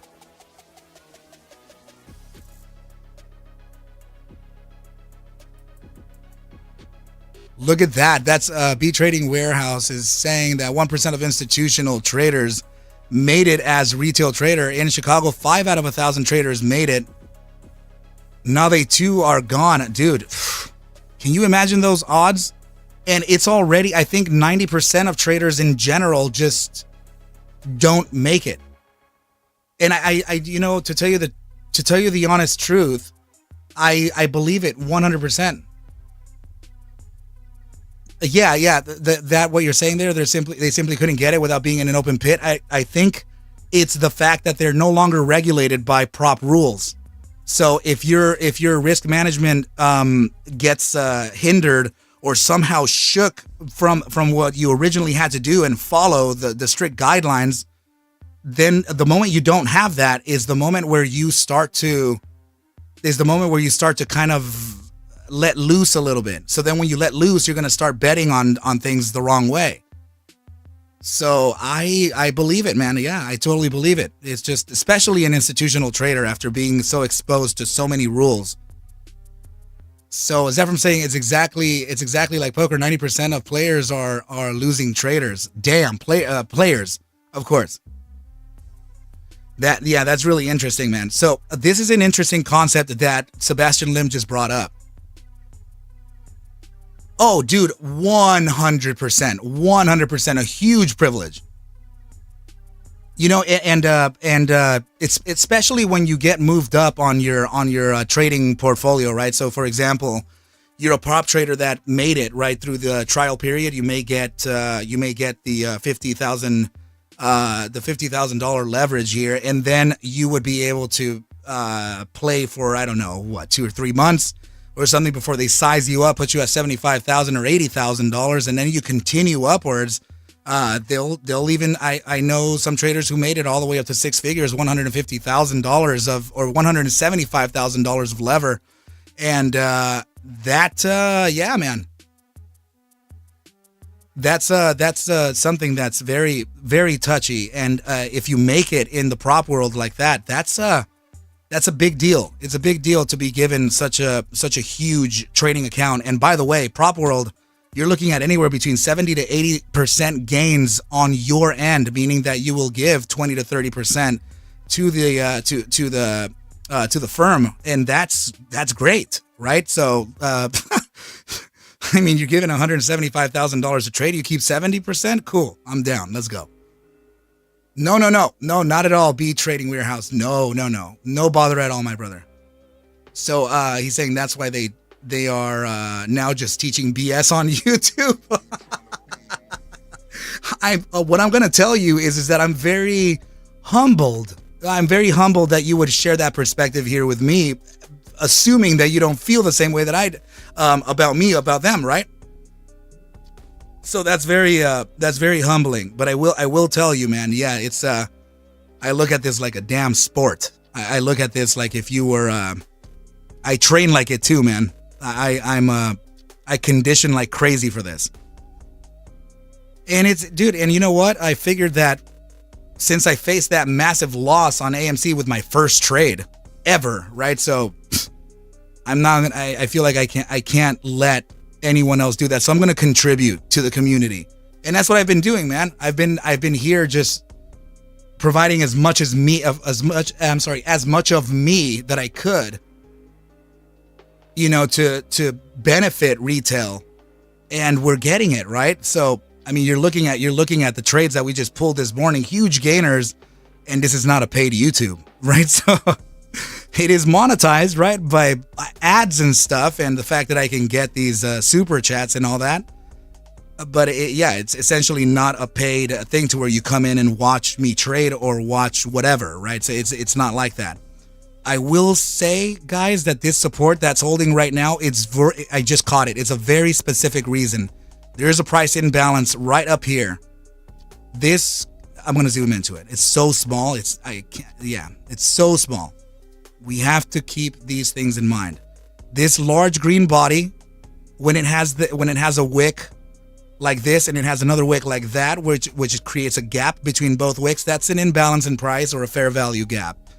Titled by ICT, right? The Inner Circle Trader. So that's likely why the price action is bouncing where it is. So let's go ahead and just highlight that bottom side of 505 and let's come back down and take a look at that. Here's your wick right at low of what is this here? I'm sorry, 505, and the low of the wick here is 506. So very likely why we're bouncing from this fair value. One of the suicides was here in Arizona. Well, oh right, that was recent too, huh, Daniel?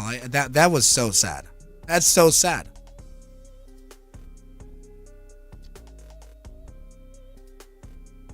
My goodness. SOXS does not want to give up, but luckily we ended up pocketing those gains.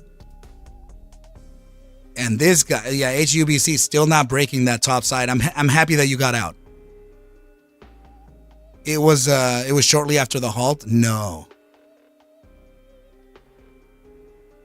SOXS hit my take profit target at 1298. Sold for an 89% gainer. Thank you, my brother. 100% your trade at Arca. Dude, my bro. That is... that's what I'd like to hear, man.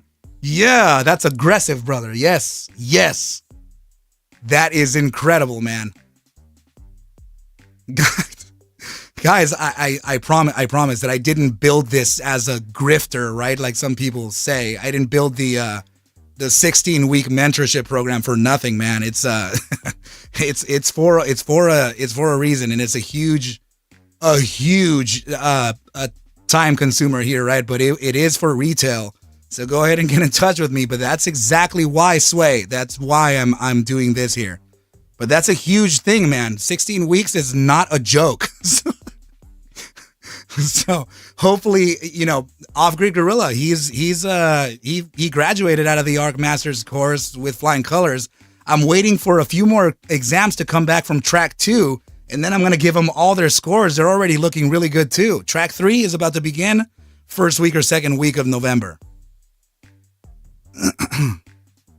Yeah, Zephram actually told me that. I didn't really pay too much attention to that because they're posting their gains and they're posting their successes in the Discord. So Zephram said, dude, your students are crushing it.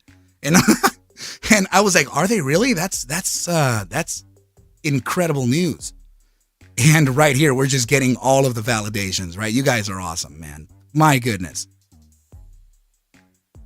So I have probably around 6 seats left for the ArcMastersCourse. So I want to make sure that I can cover all 30. that we announced like 2 or 3 weeks ago, right? So I mean, this is freaking groundbreaking speed here that the thing is filling up. I'm getting a lot of emails, so I'm still wondering if I should actually make a damn track 4 because I announced it and then I'm just not going to do it again. I didn't want to do it again in the first place, right? But if that's the case, then I think let me look at my phone. Where the hell is the damn thing? I love it when the phone just disappears and you can't find it anywhere. Okay, here we go.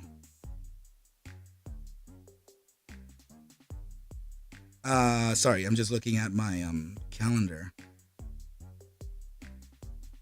Okay, just to give a shot to get everyone in, I think the best thing to do would be to start on Saturday, November 11th, between 9 and 10 a.m. Pacific time. We'll get a nice, bright and early start so that we're not tired from the rest of, from the day. And make sure that we can practice our minds while they're fresh because you're going to need it. I'm not overly tough, but I am. I'm very passive and understanding, but I mean, you know how it goes. Let's see. Ian Tucker, that's right, dude. I did. I really hope so, and it's already proving. I have master students telling me all the time, "Hey, brother, please, get out of like tickers like this, tickers like FNGR, tickers like GTII, because they see what I do for the SPY and for things like that, and they're like, that's incredible, right? Why are we not trading that every day?" And I really, really want to hint at that.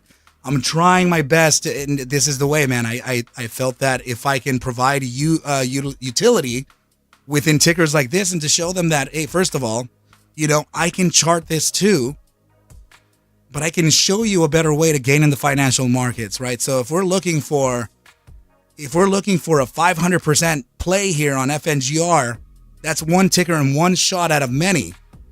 Well, what I'll do though is that I'll show you that 500% can be made over a week or two in the financial markets using the SPY. And we have within this month, actually. If you have been trading with me, you're probably over 400% or 500% already within this last few weeks. Jeff, I'm trying my best so that I can do that right. I know that there's a lot of, what I don't like is that there's a lot of retail trapped in this. And that's I'm a sucker for things like that, and I really want to make sure that I can come and say. And people call me out for being a pumper on this, and I don't even have exposure in finger. I'm putting out these videos daily, and I don't have a single share. You know what I mean? So it's like people really talk out of their butts. They don't know the actual truth. They're like, Arca, you're a tier 1 pumper. Actually, by the way, did we get another capybara hit? And was I mentioned in it? Because I didn't even notice it. I'm honestly not paying attention for any of those things either. This guy puts out trades and even trade them sometimes. Dude, I hate that. Yeah, like yesterday, guys, I was out of day trades. So I'm so upset, and I'm like, yeah, you get that 110%. Yeah, you too. Guys, that's awesome. Right? But then I'm looking over here like, oh man, why couldn't I trade that? What a bummer, right? It be like that sometimes, team. It's okay. Right? Because there's always an opportunity in the market, team. There literally is every day. So Ian pointed it out. Origin, was I mentioned in it? Was I a tier 1 number 1 pumper again on the capybara hit? Oh, so the risk is that they're saying that I was getting paid $25,000 per video. Guys, I wouldn't be running out of day trades if I was getting paid that, right? I clearly don't have a $25,000 account. Oh my goodness. So Ian Tucker saying, nope, you failed miserably, Arca. We caught you. We caught you. Oh, I honestly couldn't read after the capybara giving the finger pick. Rosy Gray Glasses, honestly, it hasn't hindered any of my processes. I haven't, in fact, I don't know that I could, because they're probably going to look at my YouTube and they're going to be like, well, from the initial capybara hit piece, it appears as though you have launched 1,200 new followers. Some of which are now your master students. So, in fact, I think I gained from their hit piece. So, I mean, but I'm happy that Busy, and he's a good friend, by the way. Busy Brands, he's you know, him and I text, him and I, you know, joke around like crazy, right? And he also lives just under an hour from me. So, yeah, that's right. Rosy Gray Glasses, psychological harm. Yes, it was your words that did things to me emotionally, and I hate you. So I'm going to sue you for the minimum $2 million. I'll take that. But no, you guys, I wouldn't be running out of day trades if I did get paid, $25,000 from FNGR, which, by the way, I'm not going to say who, and I'm not going to say how or when, but the opportunity for me to be their analyst was there. Unfortunately, they never ended up asking me. And why is that? I'm not going to say the reason either, but let's just say that they were convinced that you can't chart FNGR or GTII. So that's kind of like the reason behind why. So let's just leave it like that. Let's just leave it at that. It doesn't matter, team. It didn't happen for a reason. But I was upset because I would potentially be getting a few $1,000s a month, from an opportunity like that. In order for me to maintain the Discord for free, the YouTube for free, I'd rather just charge the companies to pay me as a data analyst, and I'll give them the downside or the upside, whatever. I mean, I'll be honest with them, right? I'll tell them, hey, I'm not a promoter. I'm if anything, you can consider me more of a statistician. And from there, I would actually give you on a day-to-day basis, whether this is going up or down, not one FUQ given, right? So that's the way it was with COSM too, right? And it's just, if they're going to take it, they're going to take it. So I don't know that they liked that. And I don't know that they liked the fact that there's a lot of manipulation in FNGR, but they are probably going to notice when I don't cover it. Because I'm honestly getting over 1,000 hits every day on this ticker. So it's a driving force. So I'm not being like mean by saying that. I'm just saying that I think that I feel like they are probably going to notice a difference. And that's probably because I'm going to take a lot of people and have them not trade things like this. Guys, when you jump into large caps, mega caps, even mid caps, that you fall further and further from like huge manipulation. You really do. Especially if you jump into the futures market, that is free, 100% free of dark pools. How many times can you hear that? And we can't. Yeah, that was man. Jeez, that's it's fulfilling its destiny here, man. There's just weakness on Tesla. I honestly feel like the overall move could be, I don't know. But yeah, guys, I'm definitely not paid for them, but the opportunity was there. And I wasn't able to take it. And that's what they don't know. But guys, I still haven't heard an answer. Ian Tucker, do you know if I was mentioned in the second hit piece?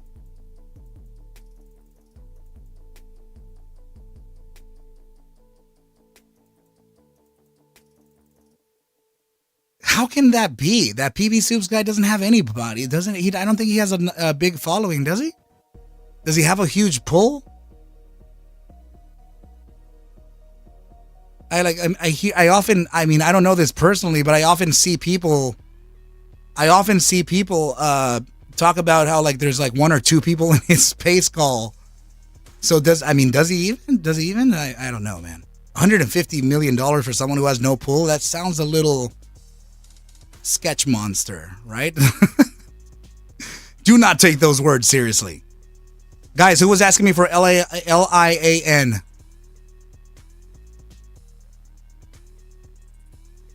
Okay, not on the second one. It was just a misrepresented fact. Okay, good. I think they heard me say, like, guys, you want to hit the button again to, give me that huge promo? Like, how do you concentrate everyone who's talking about Finger into one post? Everyone is going to grow. Rob saying he's an idiot. Guys, and you know what? When I first started trading, I think that's right. Or when I first made my Twitter handle, I think that's probably around, I don't know myself, right?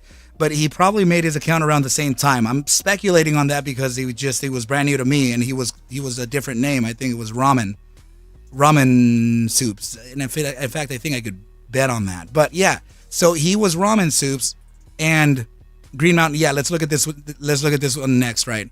So Ramen Soups, he did have a bearish outlook for the ticker BBIG.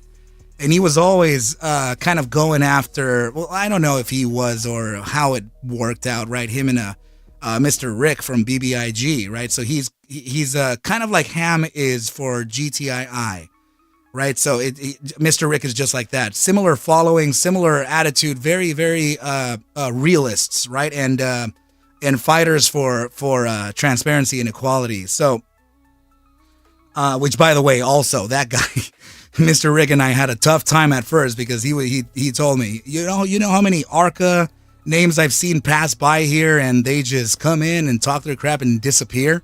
I was like, I'm not that guy. I was like, there's only one Arca here. My bro. But there's two, right? It's the Arca of the markets. But anyway, yeah, so I noticed he started speaking to me, Ramen Soups at the time. And he was very nice. In fact, to the point to where I would just come onto his spaces. I don't really remember what we would talk about because most of the time we would talk about technicals, like always when I get invited to a space call, right? So I would speak about these. I would speak. J. Abrams, dude, why are you skipping on my dude? What? Dude, I haven't even seen you. What's going on here? Why do you always tell me that? You always come up in here telling me that.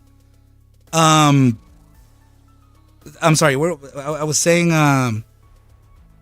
that when I would talk to the Ramen Soup, sorry, which was PB Soups now, I would talk to him and he would be very nice to me, and to the point to where I would just visit his space calls just to say hi. And there were even times where I'd be like, I love you, brother. I'll catch you later. Just it was always good. It was always nice. And then out of nowhere, like a month or two ago or something, like I started getting like all these like negative comments from him and from that other Mayo guy. And like, I'm like, bro, like what the heck is going on with you? And why are you doing this now? I was like, it's really interesting the way that you turn your back on someone like that. I was like, do you not remember me actually defending you like from Mr. Rick and stuff, trying to say that this is an equal playing field? The everybody's whatever is okay. Whatever opinion is fine. It's just an opinion. We all have a right to that. Right? So yeah, the Off-Grid Gorilla does not like that guy PB Soups. But yeah, eventually he just turned his back entirely away. It's up double X. It's up over 120%. No way. Guys, just real quick, the SOSX ticker is in my range for take profit. So if you are still long this ticker, get out here. I'm sorry to say it like that, but I want you to be safe. This is going to be an hourly closure beneath this zone here, which could present a downside here, okay? 8 minutes and 52 seconds left. I'm very happy I came into this, and I'm very happy that it did meet the damn target, even if this thing capitulated all the way down there. Liar.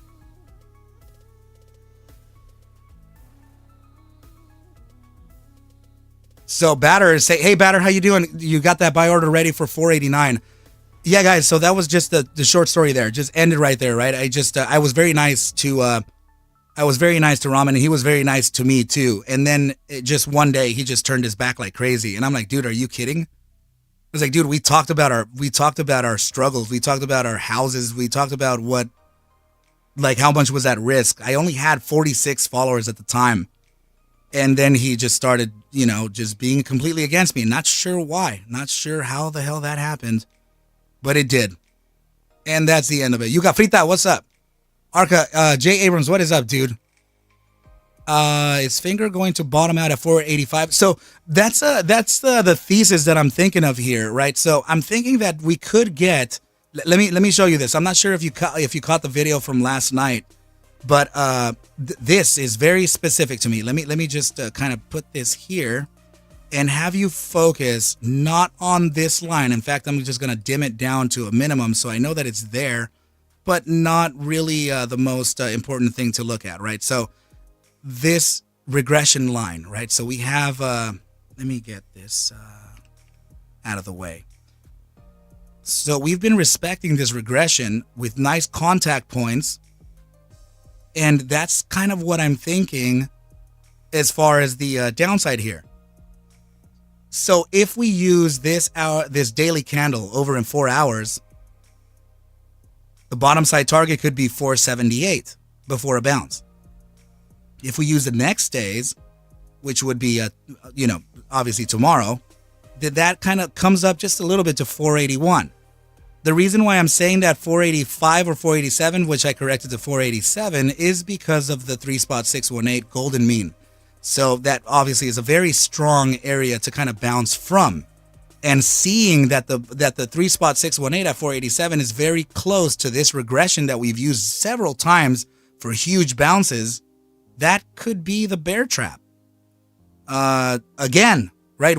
Guys, I can't tell you how many times I've been hated, but this is the same regression line that I've used every single time we've bounced to the upside. Guys, yeah, so that's why I'm thinking, right? Double X, I am just messing with Arca. I appreciate the treatment I get on here very much, and I try to show everyone respect unless they mess with Arca, because I know he's for real.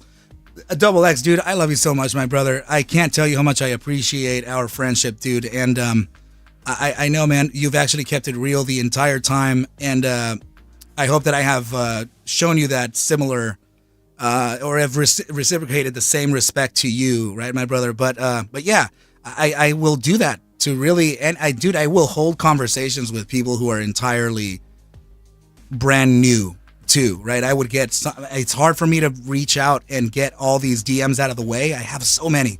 So whenever I'm in my DM and I catch a new DM, whenever that is, I'll likely reply to that person, and sometimes we will talk for an hour or 2 hours or whatever, just like I did with Ramen Soups, just like that. I never changed who I am.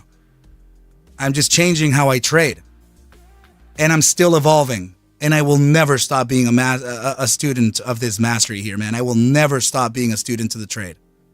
So, Jay Abrams, I have set FNGR 500 shares at 485 and 500 for 480 from price target of yours about 6 weeks ago. Also, GTII, yeah, so GTII, that has a specific bottom too. If you recall correctly, guys, I'm going to have to get to this damn Leon here, okay? Green Mountain is literally waiting for me, and I'm being an asshole. I'm sorry. Hold on just a sec. Let me... Jeez, man. Look at that, man. BTC about to resist again. Okay, so let me look at GTII real quick for you, brother, because that one's fast. This is pretty fast. Okay, so let me get rid of some things here. And let me go back to the, I don't know if it's going to fulfill it, though, within this time frame. It's very, very small. This price action is crazy.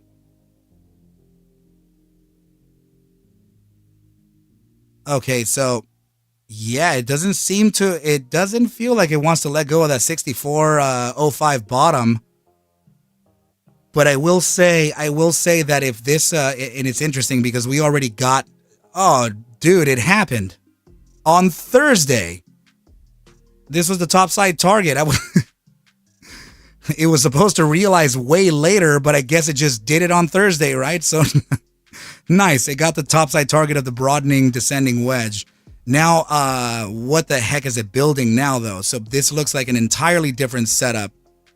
And now, in fact, since that happened, this formation is slowly changing into what's, a right-angled broadening wedge. So let me just go ahead and bring this back here because this is super exaggerating, right? So right up in here. And let me see if I can adjust. Actually, that feels pretty okay. Hold on, I need to reimagine this. It might be leading into a bigger one now. Interesting. Yeah, it's leading into a bigger one. That's so curious. Very curious. Very healthy regression, too. Let's see. Let me get rid of the linear band. It's beneath 50% here, so if this does have a shot, I mean, it doesn't want to let go of 64, but if it does get overly bearish, sure, I can see this thing reaching maybe down to this this bottom side here, 63 to 62 cents. So watch out for that, right? But the topside target for this formation, which I think 1, 2, 3, 4. Ooh. That's 4. It's getting very close to a 5th test. If it does not make the 5th test, this is invalidated completely. And now it's still continue to capitulate. And we're going to have to then look at it as a different time frame. So, and you know what? Let's make a final decision here, right? So let me go back.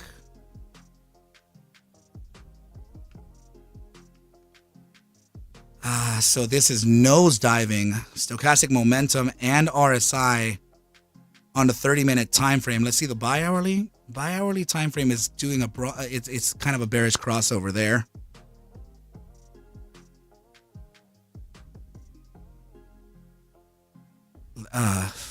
This is okay. Check this out. Look at this. Let's just manipulate it a little bit.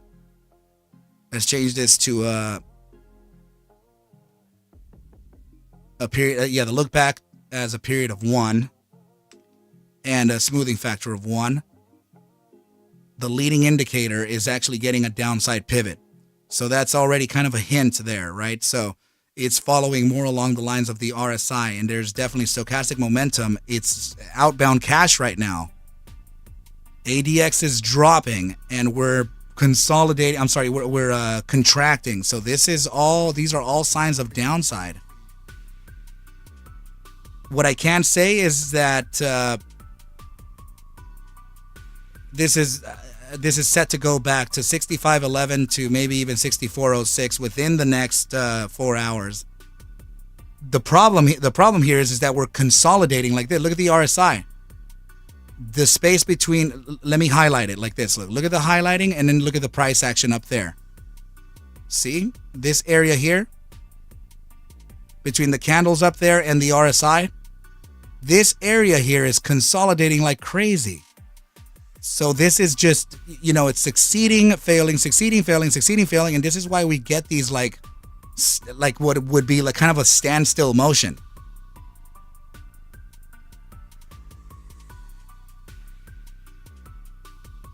Let's see.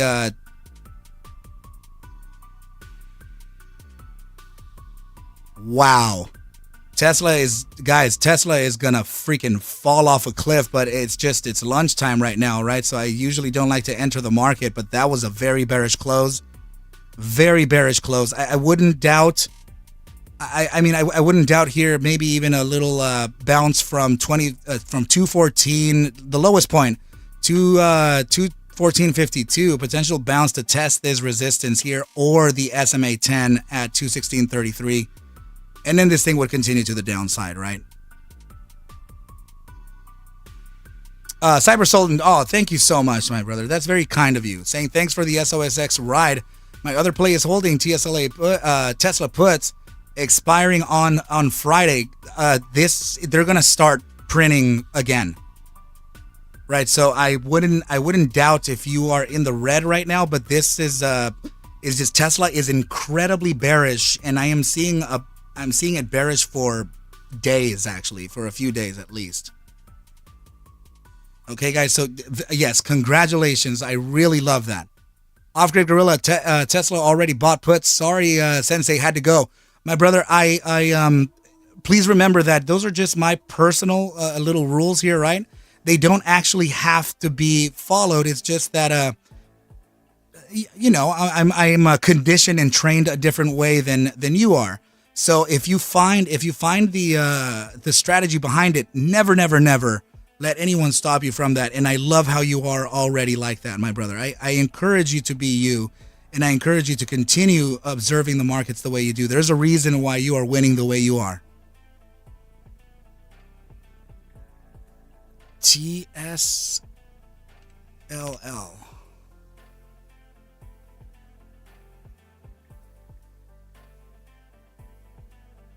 So bearish, dude, so bearish. Yeah, man, this is incredible. If you don't have any day trades, Ian, you're not going to be able to play. You're not going to be able to buy them. So Off-Grid Gorilla saying, I based my moves on yesterday's charting that you did. Man, you know what? I didn't think that we were going to recover this hard either, right? But I do think that this is just it's not good. I don't see an immediate recovery for Tesla. But dude, yeah, I think you got a very bearish close right here on TSLL. So and seeing that you have a lever of 1.5 here, yeah, you can magnify your downside gain. And also please be careful, because you can magnify your losses too by 1.5x. So don't be afraid if you do get a bounce here to the upside, particularly to 1228 into 1233. Okay, do not fear that. It's just a validation of the EMA 21 or the SMA 10 on the bi-hourly time frame. The hourly time frame, however, let's see. Yeah, you got a short-term bounce here coming up at around 1212. Let's see. Hold on. I will say this. It's not always the best look to have a right-angled triangle after an upside. This is usually not the best look for an asset, and I mean long, right? So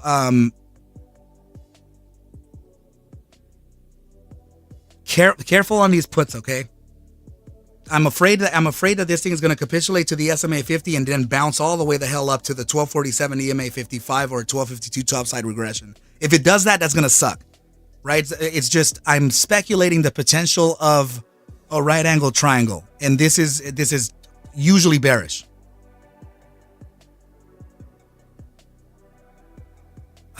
If we're going to invalidate it, let's see.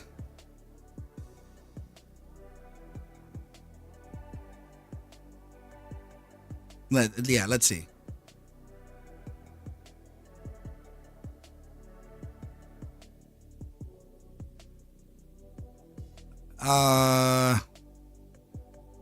Let me look at the 8 hour and I'll give you an idea right now.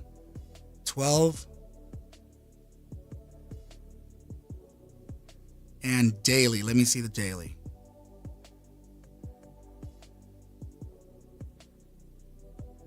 Okay. 1247 is really a tiny target in the grand scheme of things, right? but the invalidation from it could be the very top side daily candle that we printed yesterday on TSLL. This feels shooting star-ish, right? Massive doji here is very bearish. Another thing is that in 3 hours and 53 minutes, this daily candle will also close with a similar formation, thus introducing the possibility of 3 black crows. So if you have a 3 black crows, I would really like this wick to be higher to be considered that, to be honest, but it could be considered that depending on the sentiment, right? So in other words, this is going to be a bearish buy formation, and it would be the 3 black crows. Hold on. Yeah, the 3 black crows right here, right? This one, and this one here with a dead cat bounce. So if that's the case, price action is set to come down to 11. You love the black crows? Good music. So yeah, this would probably be set to come down and support. You're gonna flip on this. This is actually these are 3 bearish formations altogether. Okay, so it could be a tri formation here. So dead cat bounce, right? This is your right angle triangle, very bearish here too. Let's just say, I mean, this is purely speculation here, so it may actually take some time, right? So let's just say that this was the breakout point. We apply it right here. Look at that. Bam. To the bottom side here, where you... What the heck was that? Did you hear right now like a little kid screaming on the speakers?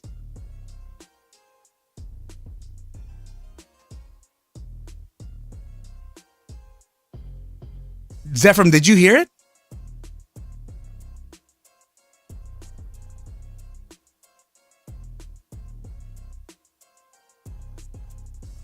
What the heck? Yeah, that. What the heck was that? Dude, I'm noticing my son is asleep, but I'm watching him here. Oh my goodness, dude. What? Like distracting my whole trade here. Okay, so anyway, team, damn it. Off grid, we will check that out for sure. Okay, so the take profit, right? It matches the bottom side of the dead cat.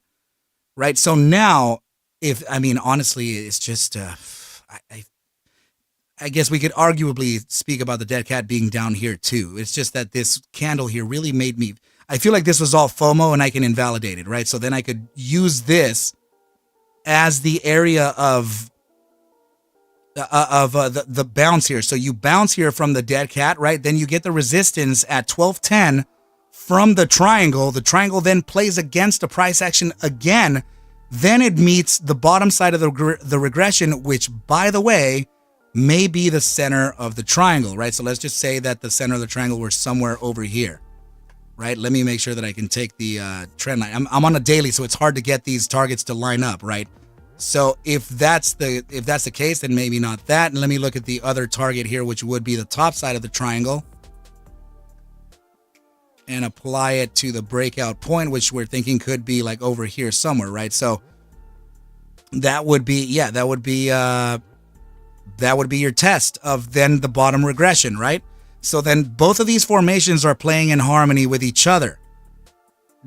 Now, holy goodness, this is so much. And then what validates the downside here are the 3 black crows. Yeah, I guess in formation theory, there's really not much more I can do to get more creative than that. Right? Because other than this, I would just be giving you drops of 1 to maybe 4 standard deviations from the current mean, right? And that's, I noticed that there's really not a heavy market for that talk. Right? I think showing the geometrics here are a little stronger. Damn HUBC. Let's see. Dude. So coming back, right. So this is the resistance here, bro.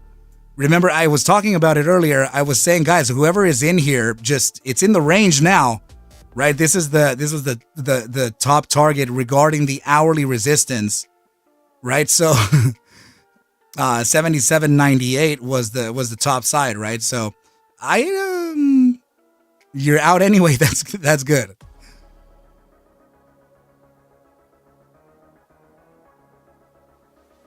Arca, you better not be in the 10 present.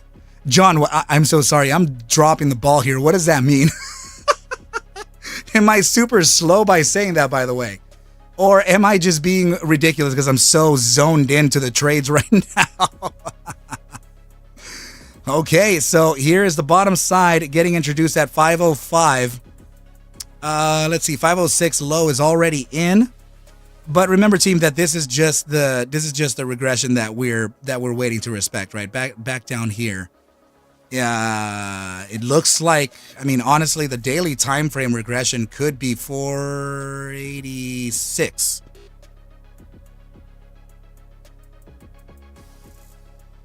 HUBC, I'm sorry, let's see, I will play it perhaps the daily channel on HUBC. Let me see.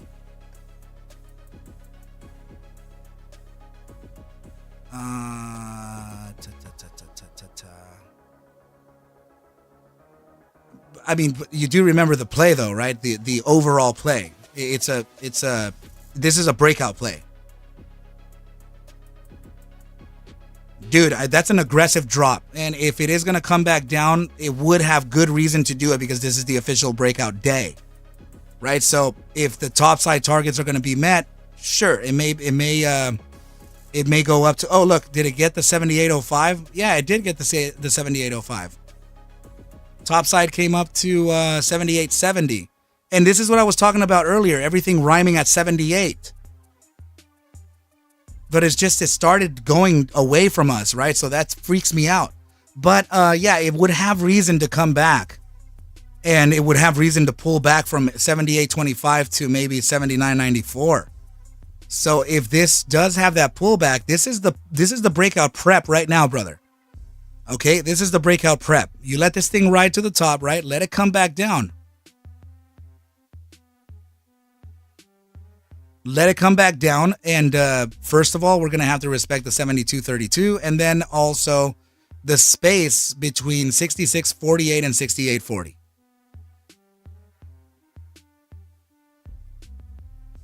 Julian, okay, first of all, let's look at LIAN.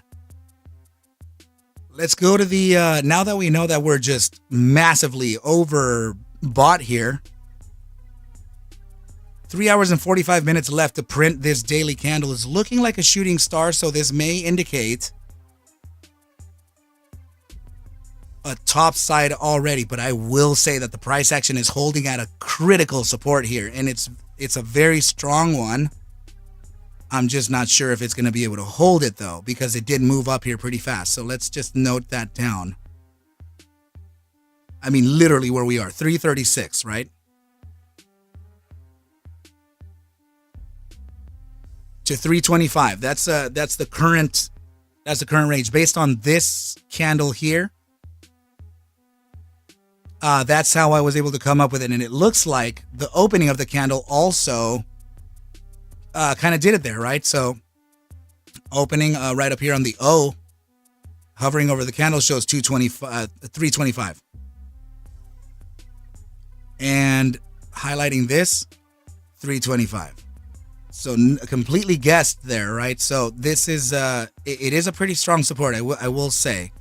But it is a strong resistance here at the inverse, at the 330, 336. It's currently sitting at 338. So let's see if it can hold it. If it does hold that, that's super, super bullish. Let me go up to the 5-day.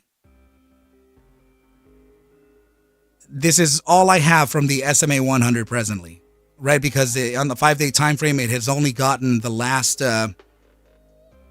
just the last couple weeks of of a 100-day look back. So this is just the information that I have. So it's converting the SMA 100 into a support right now. So that's good. Support bottom could be 312 based on the 5-day.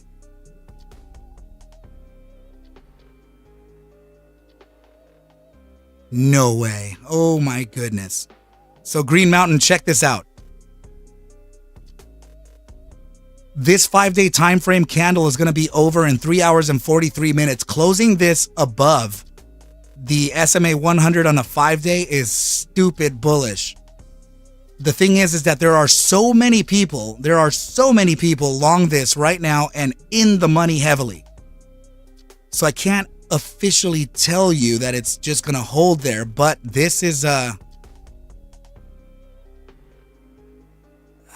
just saying, man. Dude, HUBC got that pullback from that point. Yeah, man, we can't. Dude, no joke. Look at this. Right where we said, right? So we can't do that, man. Can't do it. Better out in this area here than to, it's, bro, you caught the top. Let's just say that. You caught the top. So people know, man. People know. Very good times here, my brother. Okay, so yeah, getting this 5-day closure here, Green Mountain, if you're still here, getting this 5-day closure is going to be so important. The next topside target, I think, upon this 5-day closure, yep, I think you can bet on a 445. Sebastian is moving like how you thought. That's good. That's good, my brother. I'm happy that catalog it. Okay, make sure to remember what strategy you used. Catalog the data. Take notes of every single setup that did work out, and play them. Play them, my brother. The more data that you collect, the better for your future. Look at this, man. Definitely not looking bearish at all. Bottom side has already reached 504. We're currently supporting, I get it, we're currently supporting from that 505. It is a nice support, but it's a temporary one.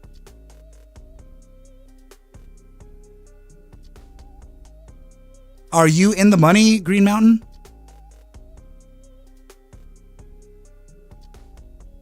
Let me see.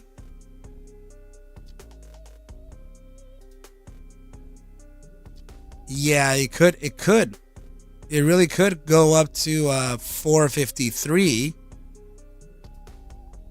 But I mean, with a further push to the upside, it even has a shot. It even has a shot to reach 582. But I really would kind of watch out at 453. Or let me adjust that. 446. Yeah. I'm thinking that 446. And but it's very conditional though, and it's a long time from now, 3 hours and 40 minutes to close above that SMA 100. But if this 5-day closes beneath it, then your first support bounce would be somewhere here at 276, which is just, you're looking at a whole dollar downside here. What I'm looking at though is this fresh bullish crossover on the 5-day time frame, MACD. You have an upside pivot here on stochastic momentum and currently still expanding, not yet at critical. So this, and you're barely entering the overbought percentile on the RSI for the first time in history, granted. Right? But I will just, I'm just going to have to say that. I'm bullish this asset. I just don't know if it's going to close above that SMA 100 at 311. 312. Green Mountain, you're not in yet? Okay, gotcha.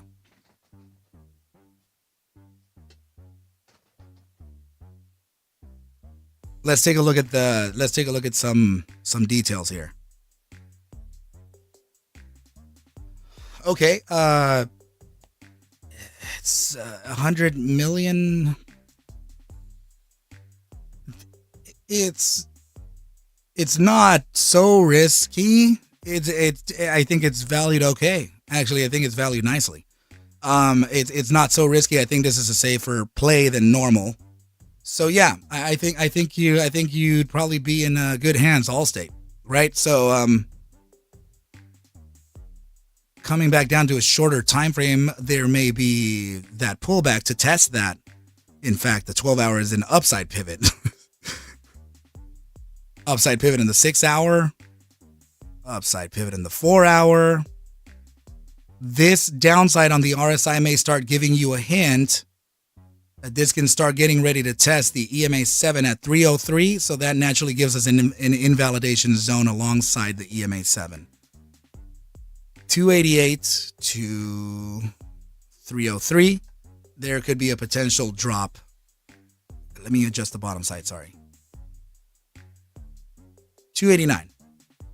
289 to 303.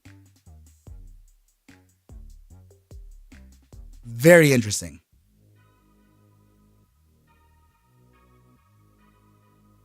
It may or may not get it. I'm just saying that the 4 hour time frame does have a...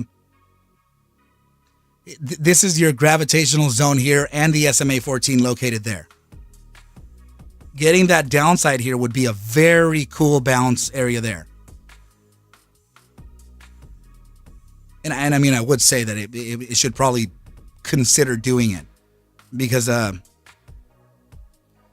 you know, things like this need a breather. It can't just continue upwards like without any stop, because then it's not gonna have a chance to have enough time to start, you know, creating supports that can be used later on pullbacks. Which is why I've been excited over how FNGR moves slowly to the upside, right? Because it's creating these higher lows.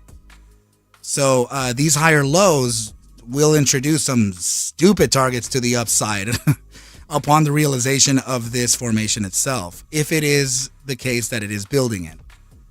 But to be honest, all it takes are 2 tests of the support in order for you to validate that you're within the formation itself.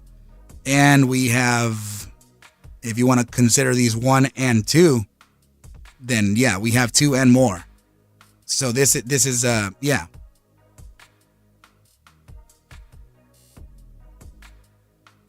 Okay, yeah, I think we're looking okay, team. So now SOXS still pulling back or what? Or definitely not. It just came back up. My goodness, what a bullish run on this thing, man. Oh, and it got the bottom side at 1306. Oh, 1209, sorry. 1299. What was the low? 1299 directly in the money. Wow. Yeah, 36 minutes. SOXS closing here above the 1312. Another run to the upside to potentially 1340. So this means that NVIDIA should be crashing just like expected. And also the SPY, it should be falling like crazy too. Yeah, it's looking okay. It's looking okay. Let me get out of this window, or at least... Where the heck is my damn day trade one, right? Let me go to the day trade setup here and pull up ticker symbol NVDA. NVIDIA. Okay. Look at that. As per expected. Now the this was kind of the reason, you would just have to look at the play that we posted on Discord yesterday. Let's see. Actually, I'm very curious over the notes too. So let's pull that. It was in strategy plays.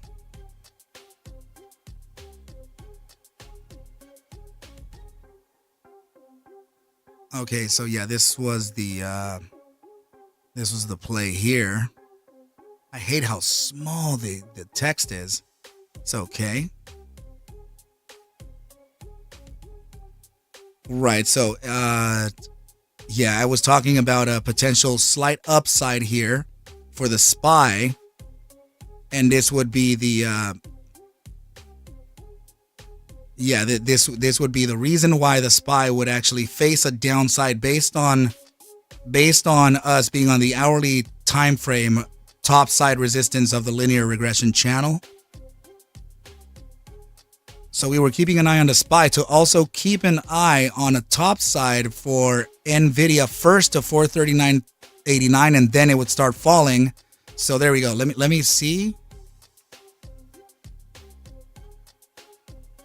It actually did not reach all the way to 439 or nothing. It actually started capitulating from 421.89.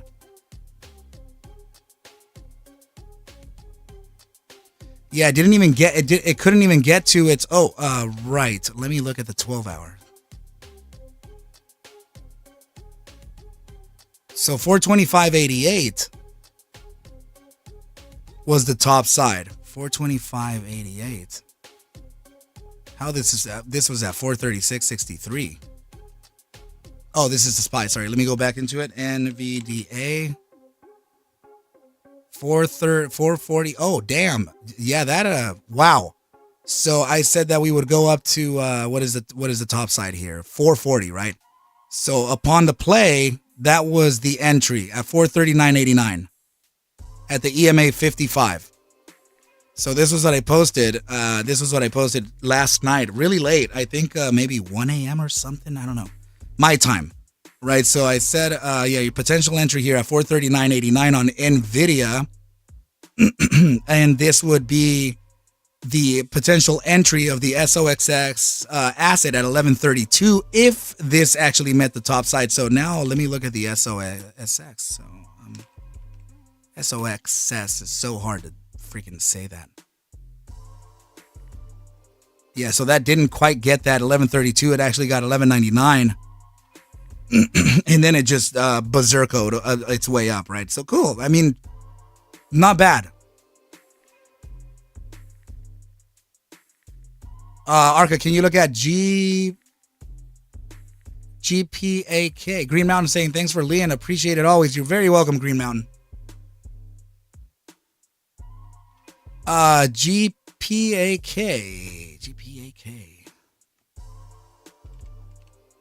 What time is it? It's 9:28. Still in the quiet period. Let's pull up the daily time frame on GPAK, Gamer Pakistan. It is currently up 55% up on the day, and I will say that it's presently in bullish engulfing. Still 3 hours and 31 minutes to close. And seeing that I don't have any data down here leads me to believe that this is a recent IPO. So let me take a look at that. Okay, so it looks like it IPO'd on October 9th, this year, right? 2023, just a little over 2 weeks ago. It's currently facing the resistance on a few moving averages on the daily, right? So for example, right now, we are facing a resistance from the EMA 7 at 104, but the real reason behind this resistance is this daily gap, right? So let's take that into account first. This daily gap, $1 to 104, is literally why the price action is topping out at $1, right? It's because of the gap. So it feels like it wants to fill it. So meaning that the price action came up to $1, resisted, and now it's looking for a support bottom. What could that be? Well, let's go to a shorter time frame and speculate. First of all, we're holding support right now at the EMA 7, SMA 10 specifically, and the EMA 9, right? So this is the 7, this is the 9, and this is the SMA 10. So let's note it. Yeah, let's go ahead and note that down.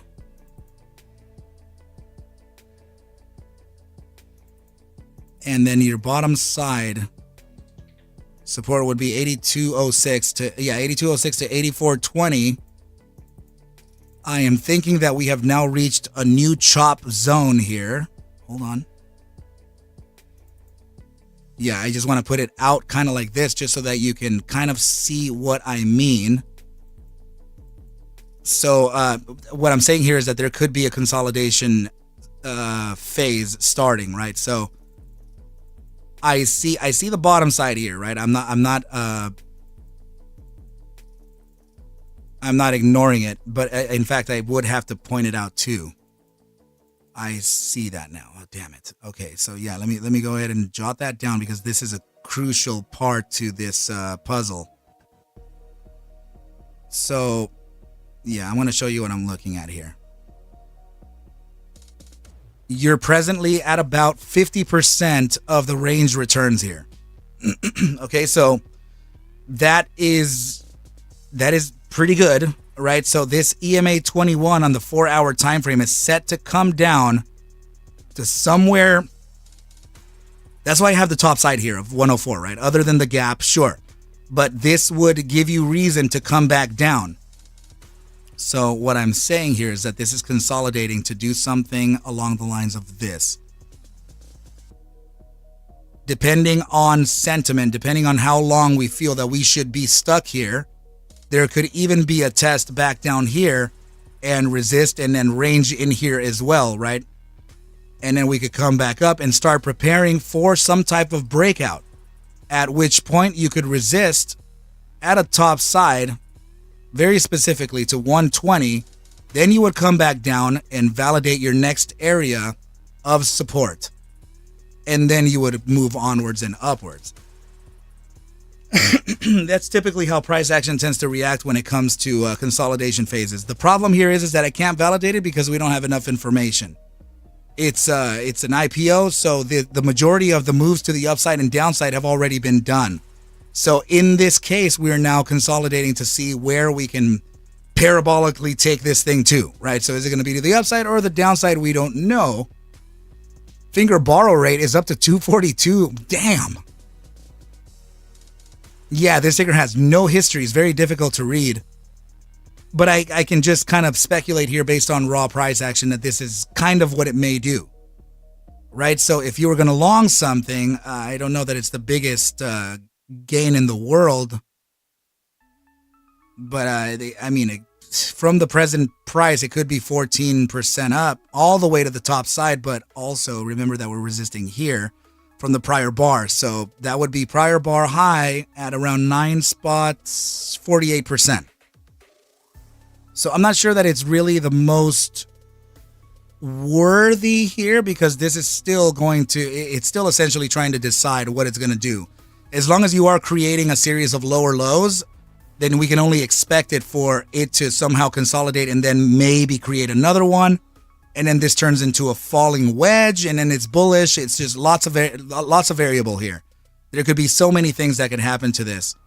But there's nothing I can do. I can't tell because I don't have my tools telling me anything because there's really no historical price action. I hope that helped out, my brother. At least we can observe like that, right? HUBC. Okay, yeah, HUBC pulling back. And let me take a look at the SPY.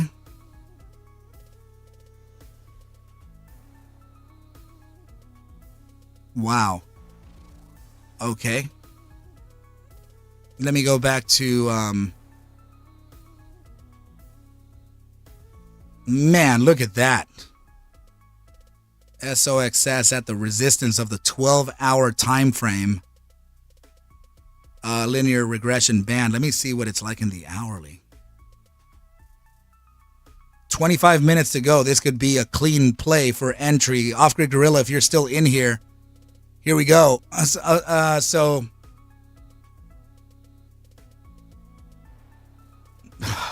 closing. Yeah. Let me pull up the moving averages. Woo. So Katie's saying thank you. Yes, it did. If I did anything, it would be a very small position. Right. We should always kind of rate the trade, right? So if it's a little speculative, right, maybe not the biggest risk.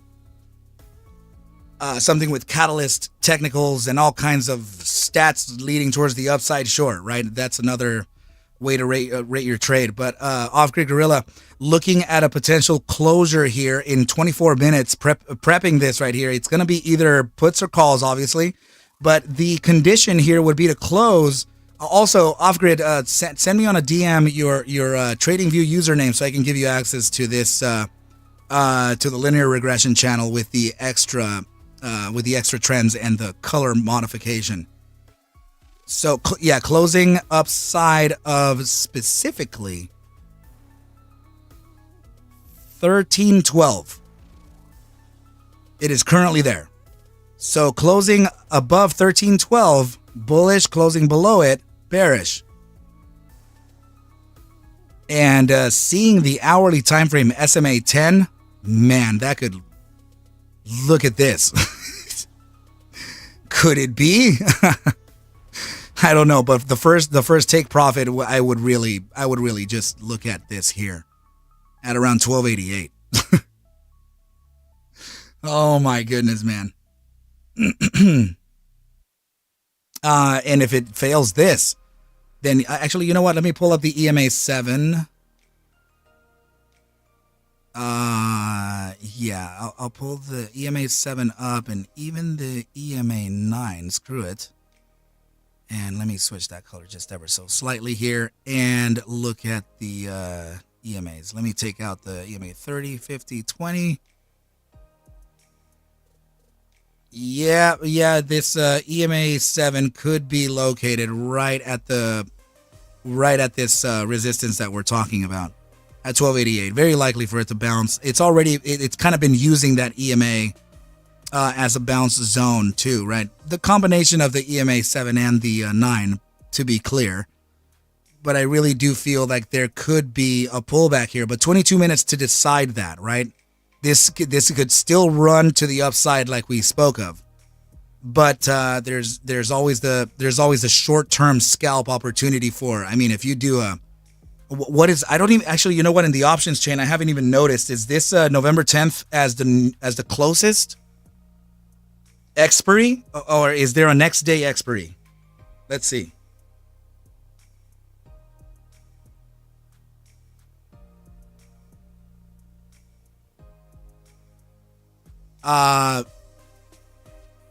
So yeah, guys, I'm the reason why I'm saying this is because oh, so it's a 2-day expiry, October 23rd.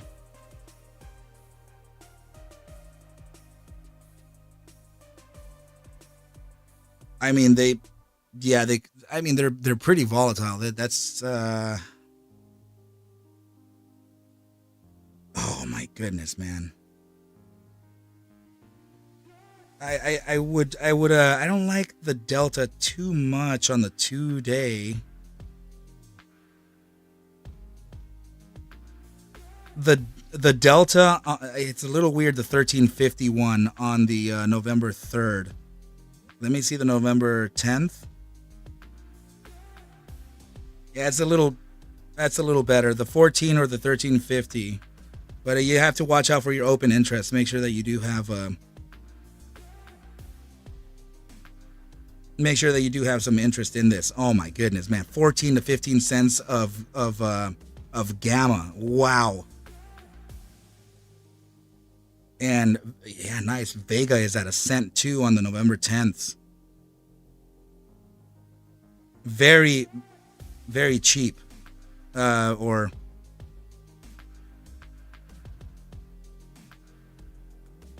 the value correctly, right? So yeah, I think I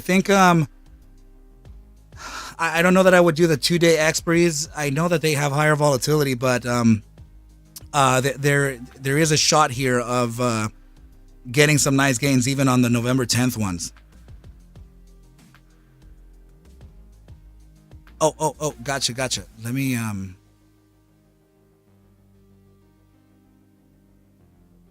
hold on. Let me go to this thing here. Let me go into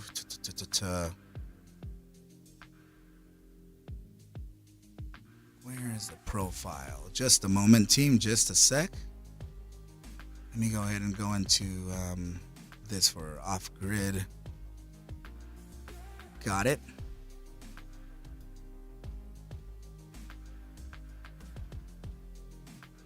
Please check your invite script, my brother. Okay, so 19 minutes looking very strong. Remember, the close here is 1312. Very high potential. Very, very high potential here. Let's see where FNGR is. Is it getting a bounce or no? Low, okay, it's sitting at 507 with a low of 504. It's just a little quiet right now, remember, because we are in the quiet period, right? So, ¿qué pasiones, eh? Dude, I think SOXS, another potential entry here. It's about to happen again. 18 minutes to close. And it looks like yeah, closing above 1312. Dude, look at that.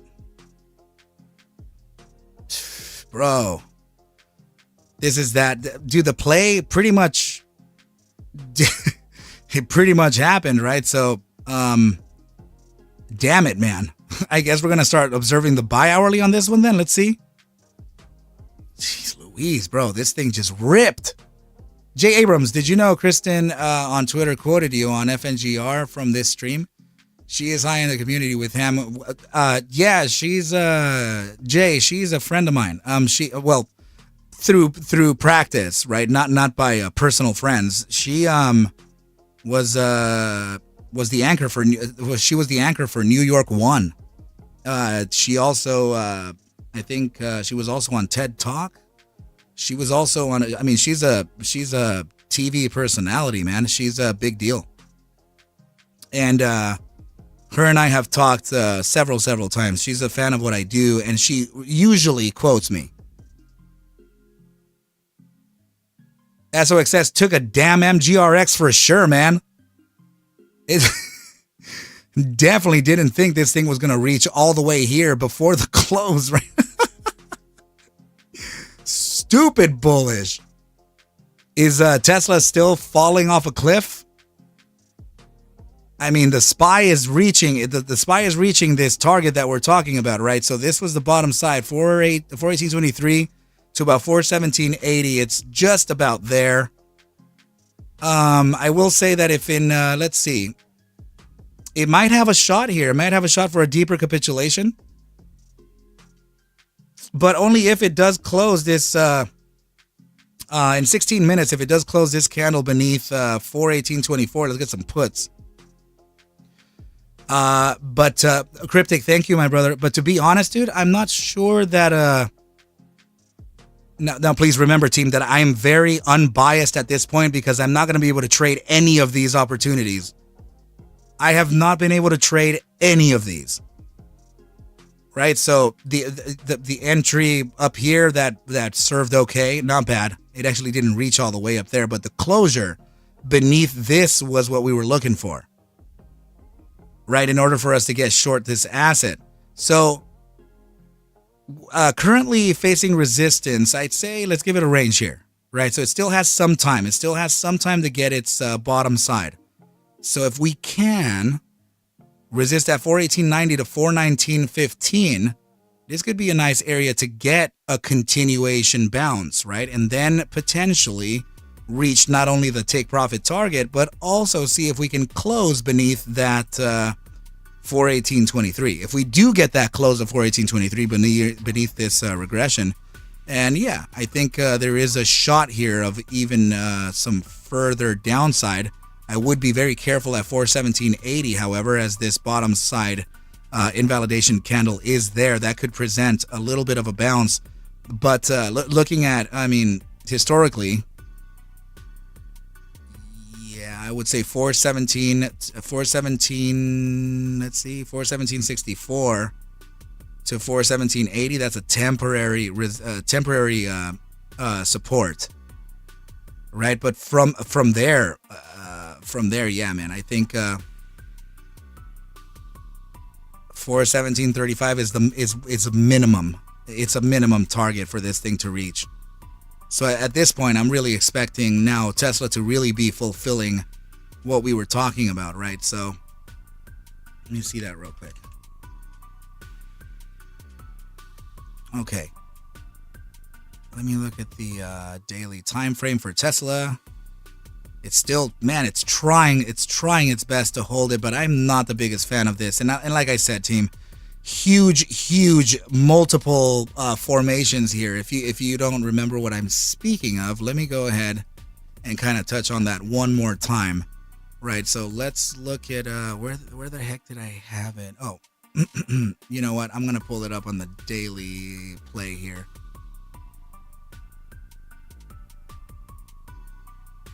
Yeah, man. If SOSX doesn't close, I mean, this could be an area to pull puts too. 1339, if it closes beneath it, of course. But let's see, TSLA. Man, it's really trying its best here. Oh man. But as long as it is creating, like I said, team, as long as it is creating this this formation, I mean, this is a right angle triangle after an upside. You know, that's it's not usually the best thing to do here. And if you remember correctly, also, right, that we have an immediate short-term time frame dead cat bounce potentially here too. That could be sure, maybe a bottom side of 215.22. And 5 minute, I mean, every freaking moving average known to mankind is resisting here too. Dark Zenon, if you're up 50% on those calls, let's see, I would consider, man, 12 minutes and 31 seconds to literally decide if this is going to be able to hold 1339. But to be honest, I would already be getting the hell out for a potential re-entry. Not financial advice.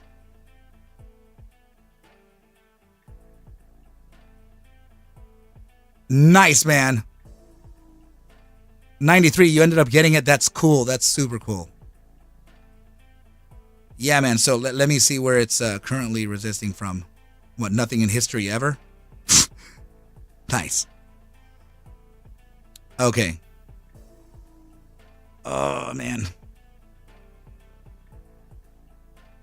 So my problem here is that usually you start to get front runs here on I mean, honestly, sometimes 9 or 8 minutes, you start getting front runs for the short thesis down here. Right? So that's indicating that there's not enough strength to close this candle upside of 1339. Some shorts may start piling here and front running the close.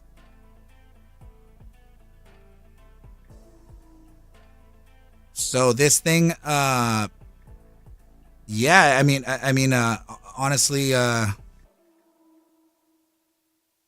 oof. Good man, good. I would have done the same. I would have done the same too. As soon as I'm noticing here that we're not capping at that top side, and the thing is that it may very well do it. You know, it may very well even clear it and then reach our top side targets that we already imagined anyway, right? But that's not the right way to trade, right? Especially when you're sitting 50-60% up. Off-grid Gorilla saying hoping for a 1248 at 1220 entry, 1248 at 1220. Let's see. So that would be implying the very bottom side of the linear regression channel. Let's see. There is a very, very, very promising possibility for that, right? And specifically this, right, is because this is an entire breakout play. I think we were looking at it on the daily time frame, right? So this is what I mean by it, right? Daily time frame ascending triangle, right? This is a breakout prep. We got the test of the support. This was the entry area that we spoke of. Get long the asset, right? Ride this thing up to the top resistance gap, right? This is the resistance gap where I really feel that the asset will not continue onwards. Right, so 1351. If anything, this thing may start selling off right now around this time here. I'm not liking the fact that it's lagging to get there, but there's a huge daily gap here, and it's very likely not going to take it. The play is as such. Please remember, breakout play, test of the support, consolidate, upside target to the bottom side of the resistance gap. Then we come back down into the area of 1205 to 1229. For validation of this support line before continuing to the first take profit target at 1444. Come back down 1351 to test it. Next upside target. So this I really meant when I said that this could be a huge swing play, but if you're playing it the right way, you're taking risk off of the table on these runs.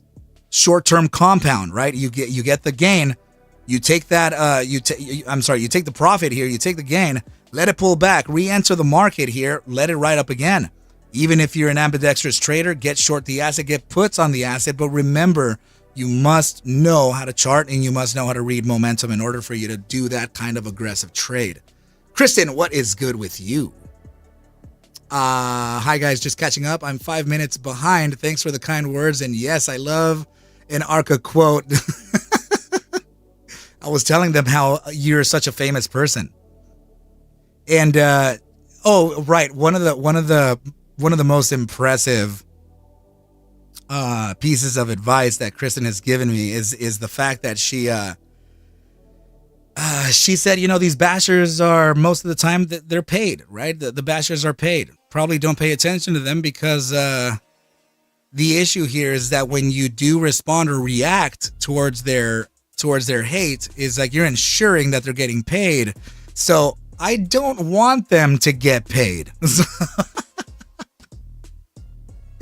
So that's why, team, I didn't put out a video. I never acknowledged in a dedicated video that Capybara event because of what Kristen told me. And if they were going to get paid anything, it's not going to be from the freaking #1 tier 1 pumper that they called. Right, Kristen? Oh my goodness, dude, that's that was really something. Yeah, that's right, Off-Grid Gorilla calling it the gap fill right there, that massive gap. Definitely don't want to play around with that one, right? So, you know, and you see how the price action is just, I mean, please notice this, okay? This is a little dangerous already. We're getting downside on this volume, and we're getting upside on the price action, right? It's a bearish divergence, okay? So that is already telling us that there's weakness in the market towards the bulls. Very likely for us to find the resistance very soon, and then we actually capitulate and get a better entry, right, team? That is how it works. 0.5% cut. Oh my goodness. So let's slap the 480s. Come on, FNGR. Let's see where it's at. Okay, so it's breaking down finally the 505. Good deal. All right, so now we already know the play too. So let's take a look to see if they're actually taking advantage of this.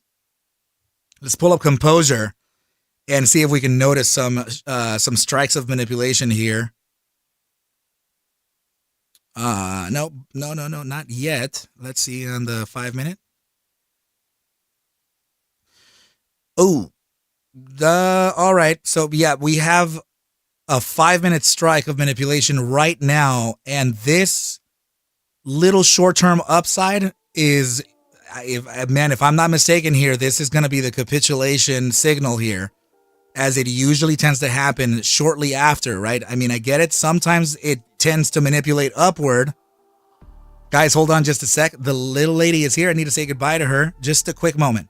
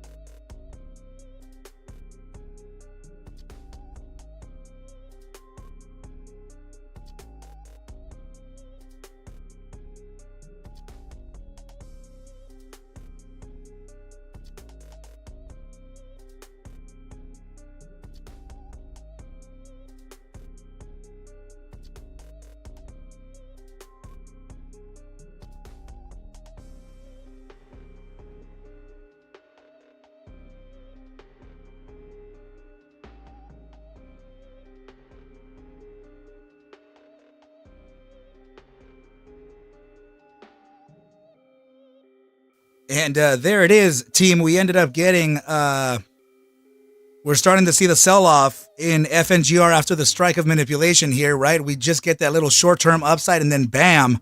Let's see the minute time frame. 4-minute time frame, sorry. There's a second shot of manipulation there. Let's go ahead and take account of that. Okay, let's look at the 3-minute time frame. Third shot. Let's look at the second, the by minute time frame. So far three strikes of manipulation. Let's look at the 30-second interval.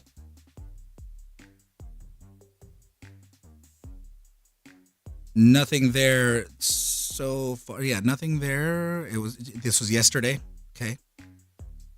And finally the 15. Okay. Yeah, no, I'm not catching anything beyond that. Let's see the 10-minute time frame one more time, and even into the 15 and 30, just in case we're missing something. Okay, no, nothing there, and definitely not in the. Oh, what? Where was that? Did I just see that correctly? Oh, okay. No, this was yesterday pre-market. Nice. On the hourly, another one that we missed. Wow. Incredible. Yeah, so team, we're definitely getting kind of attacked here. So now respecting this broadening wedge, you can clearly see how this thing is getting that bottom side. So what I'm looking at here is the contact here. So if I just kind of adjust that like this, then you start to see that we kind of getting this support touch very nicely at that 490, right? So it's very hard to kind of put a bottom side target to these things. A lot of the times you feel like Cryptic, you feel like 485 would probably or it'll capitulate further from that. There is a bottom side below that. I was looking at it was the 473. 471. So Off-Grid Gorilla just sold his puts at 117%, looking for calls and re-entry. Now, careful, my brother. I wouldn't enter so fast. This is a huge shock to the asset, and I do believe that there could be still a further downside here. So please remember that my total range is 478 to 487. There is a 473 and 471, but I think I would have to kind of favor these for now. And the reason why is because of this long-standing regression here. So this contact point, contact here, there, another one here. Looks like we may be able to catch that down there, and it could be the bear trap. It could be. 351 SMA 200 on the day. I'm sorry, which one would that be? Let me pull up the moving averages. So daily SMA 50, SMA 200, I have it on the 351 too.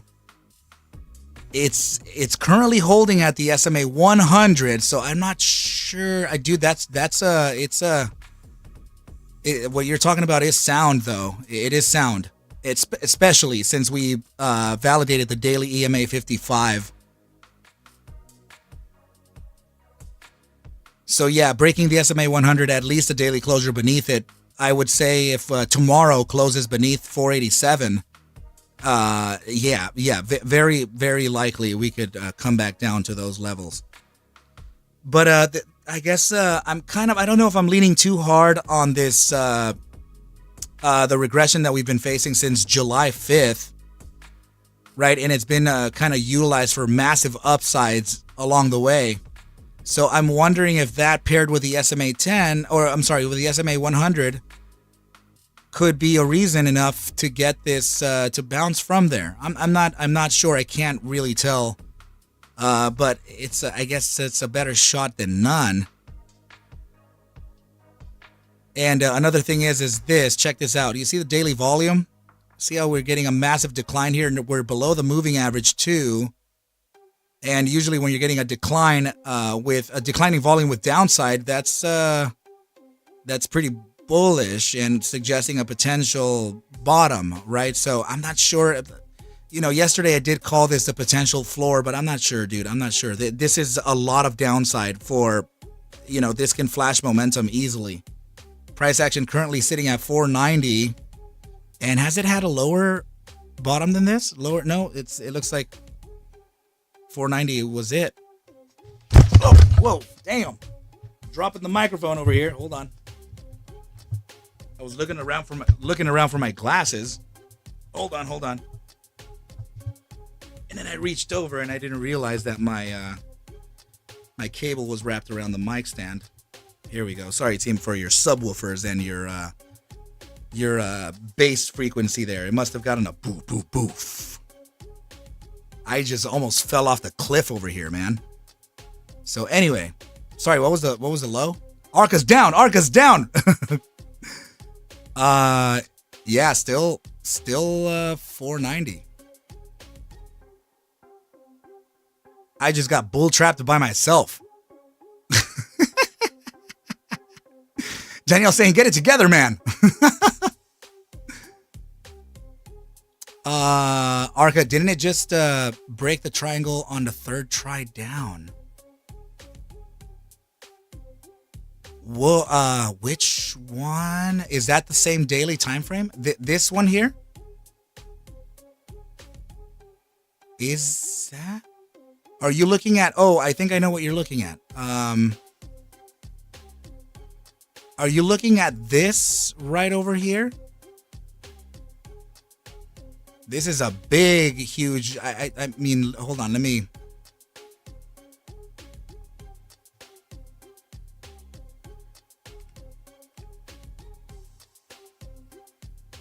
No, I kind of need that for now. Whatever. Yeah, so this would be in Discord. Let me see.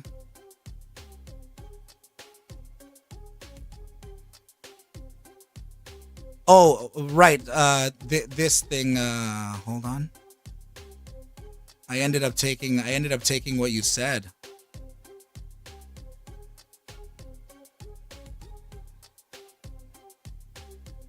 Dude, where the hell did I draw it? Oh, is it here? Yeah, this. I see how you're drawing it, and I felt like I was drawing it wrong. But look at this, dude. It's bouncing from the support. I see how you're putting it too, and that looks like, man, is that your SMA 50 or what SMA 100, right? On the pink?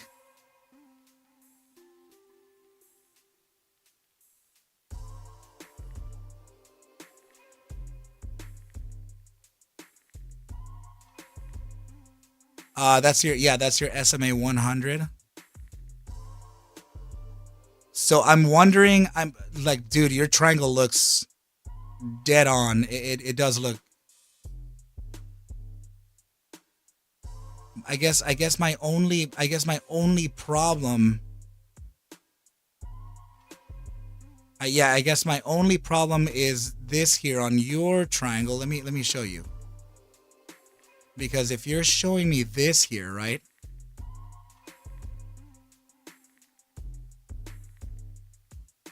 This, hold on. You touch the support here. How is that?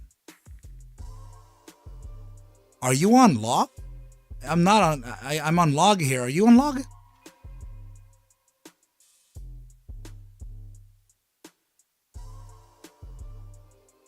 So I see, because you're this is the capybara candle, right? And I see your capybara candle too. And that's a, oh, or wait, actually your regression line is it to the body of the capybara candle? They freaking never match, bro. Like, what is the deal with that? And then also, yeah, like this area here. Like how is, you see what I mean? Like, how am I?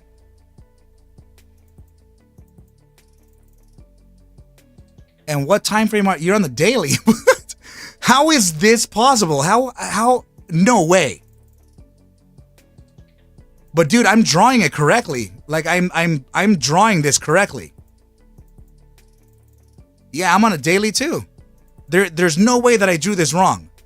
Right? I'm just curious over why this section here is not touching your regression when you're touching the capybara candle all the way to the bottom too.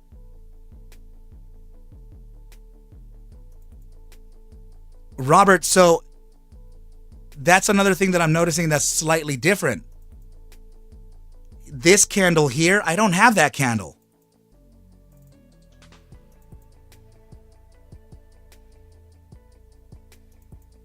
Because this daily candle looks like it could be like this here.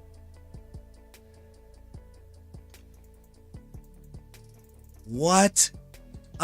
Cryptic, can you hover over Friday the 21st? Freaking trading view.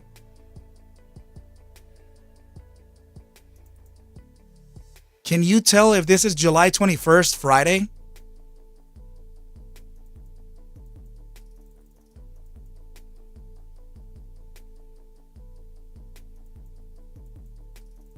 No, dude, these are, we're dead ass in the same place. He mentioned an ascending triangle yesterday, and I'm like, oh yeah, I do see it. And then I just drew it like this. Is that candle on the hammer candle that you have there? Is that part of Friday, July 21st?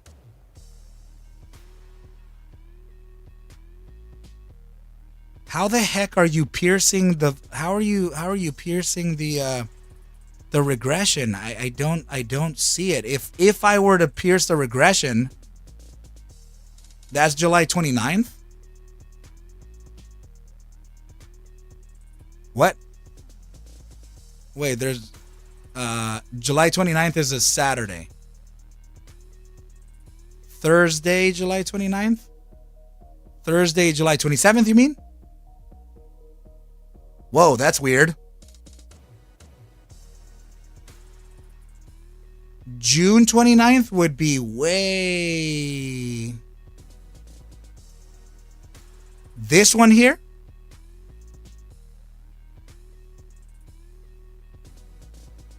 No, he's talking about... Okay, June, right. So your regression is actually starting further back, like some people had said. So here... And this is how you're drawing your triangle. So this is why you're getting that anomaly. This is why you're getting the piercing through the regression. Maybe so.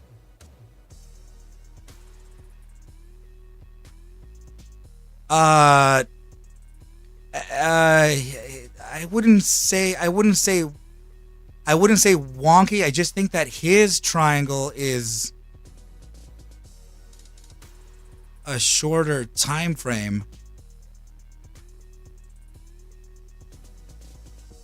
From low to top move.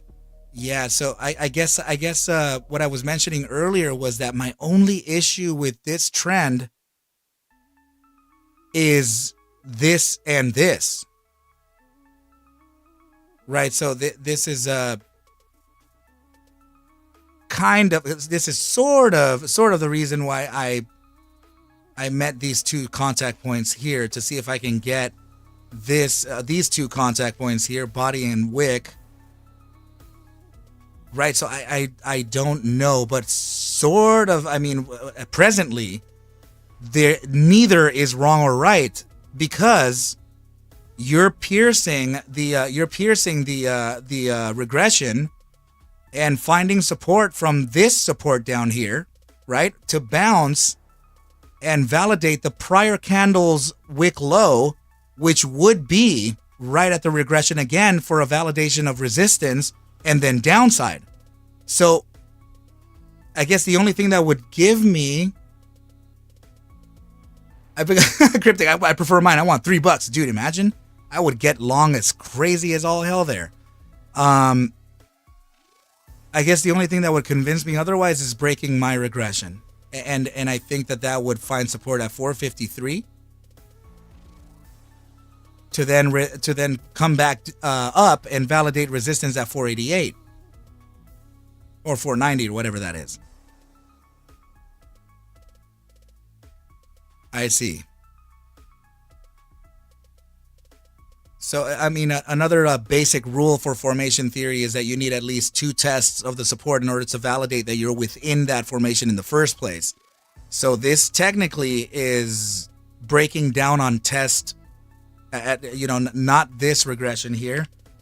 Yours is technically breaking down on test 2, I guess, right? I mean, technically this would be 2 tests, I guess, maybe. But if we're following just wick bases, which connects to this candle nicely, then it would just be failing on the second test. Oh man, this is incredibly confusing. And I'm not gonna deny this, because there are people who are for sure seeing what you're seeing, and then there are definitely people that are for sure seeing what I'm seeing too. So this could be, I guess it's just gonna be whatever the sentiment feels at this point. My goodness, I hate it when things like that happen. But look at the 4-hour regression here. Completely broken. This is more along the lines of what your triangle looks like here on the 4-hour linear regression channel.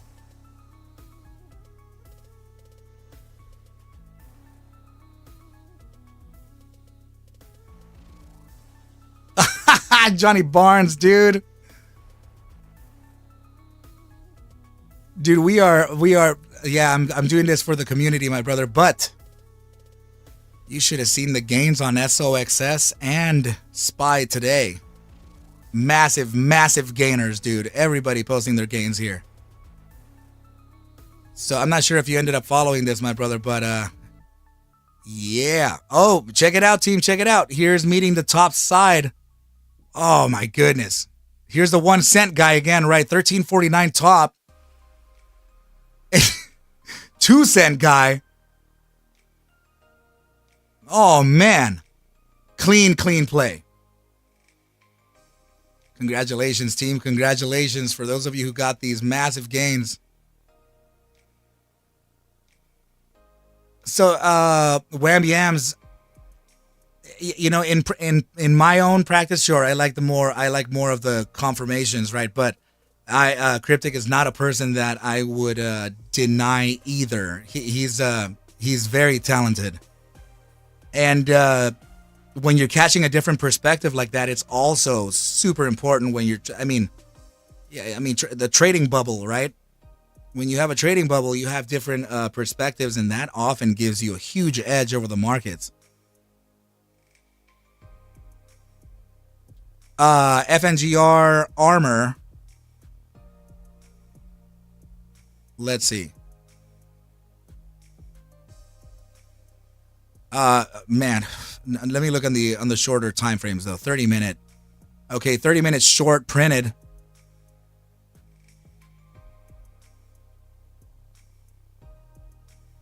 Okay, so now the 15-minute, let's see. 15 minutes shorted way before too. Even though it went out of the money for a bit. Let's see, the 10-minute. 10-minute also shorted way back here. 5-minute time frame Armor, ARQ Armor, still showing a short signal from back here. This was, yeah, what is it, freaking 8:15? Damn. Let me go as low as the, let me check 4-minute time frame short signal. Wow. Let's see the 1 minute. Okay, so 1 minute is playing different ranges here, right? So long signal here, short signal up here. And it's still suggesting downside. Currently sitting at 493.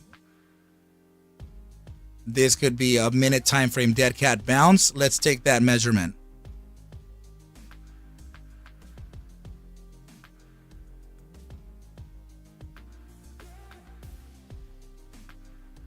right? Because this would be your bottom side right back here.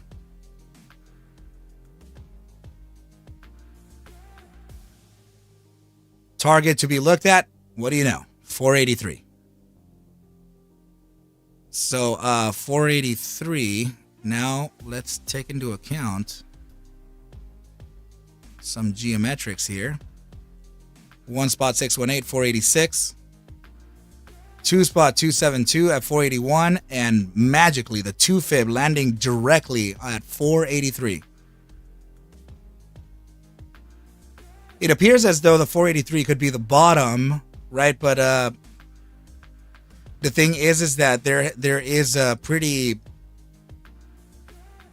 there is an apparent issue happening here, and it could be confusing sentiment. And I would have to give it to Cryptic, right, for pointing this out, as the triangle could be looked at in several formats.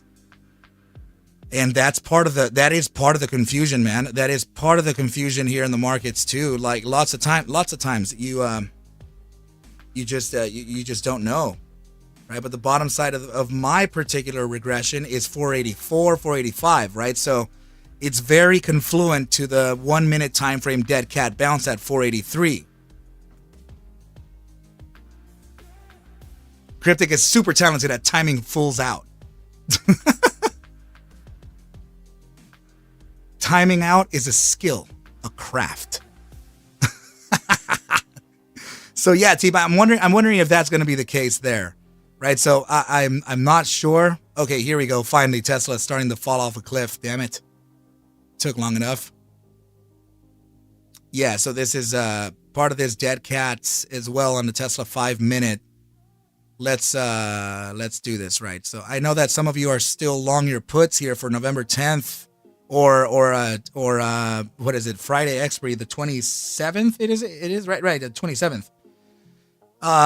So yeah, you're getting a pretty good shot here at a downside, and it's just I'm very bearish on Tesla right now overall. To tell you the very honest truth, dead cat bounce price objective could lead to 212.94. I was already speaking of a 211 target from the Tesla play before it actually just it went green. Right, so I think that if it starts reaching down to this 212 target, yeah, there could be a continuation to the downside, and it may actually want to test. Oh man, I mean, we're just getting lower highs here, right? So it may want to test the $200 zone, like just slightly shy of 200, maybe even 198. Oh man.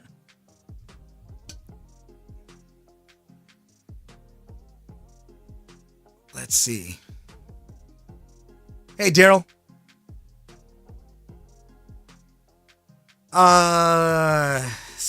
Man, I don't know, man. I don't know. I think I feel like I can't ignore what Cryptic has mentioned to me. But in yesterday's analysis, I was I felt conviction over finding the floor at the 480 here at this target here. Let me show it to you. Between 478 and 487, the focus would be at 483, of course, right at the 50% of that regression, right? I'm sorry, of the support line. So that's what I felt could be it alongside this regression line here. Right, so if that's the case, then maybe so. But if we start failing that 478, that's not going to look good. And I can also say that the invalidation zone here is 386. So closing any, I would, honestly, I would actually look at a daily candle closure beneath 386. So I'm going to mark it off right down here, 386. Yeah, closing any candle, any daily closure here beneath this 386.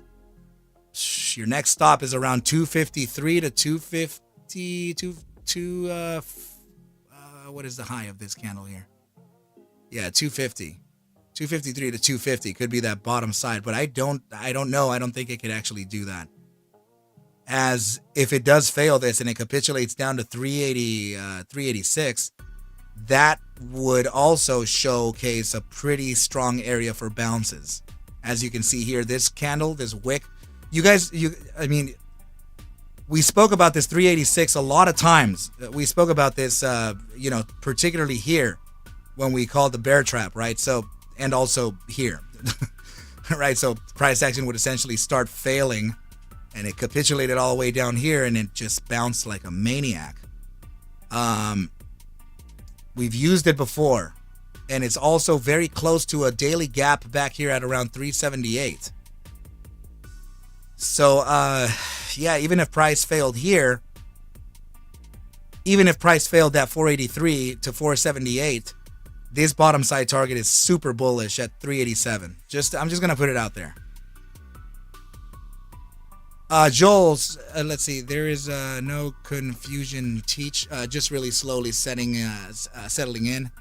Let's see, I know you don't believe, but time will tell. Of course, insiders are selling their shares on FNGR and the company is bleeding. Good luck, all. Take care. Johnny Barnes, thank you, buddy. I don't really care, to be honest, brother. I really don't. I don't care which side it goes. I just want to protect retail from further downsides, to be honest. I don't even have exposure on FNGR. I'm not long it at all. I don't have any open position on this. And to be honest, I'm not planning on opening any position either, even if it drops to, I know I've said it before, right? Like, oh man, I would probably get long as hell down here, but I want to reserve my cash. I want to reserve my bullets here to trade the safer plays. And I really mean that. I really do mean that. I'm in the process of liquidating my brokers. I'm going to bring it all together. I'm going to gather it all, and I'm going to put it into a broker where I'm going to get my DAS trader back, and I need to have my tools.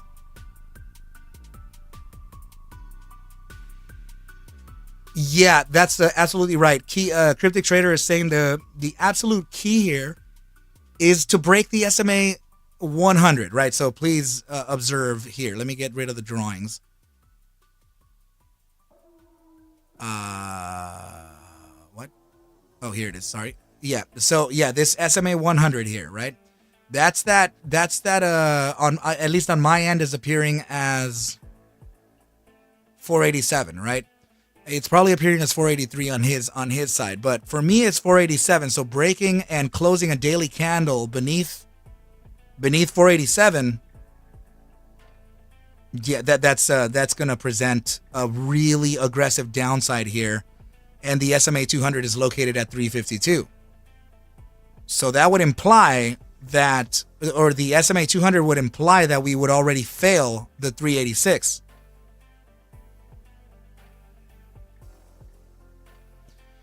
Doesn't mean that we can't wick down though to 350.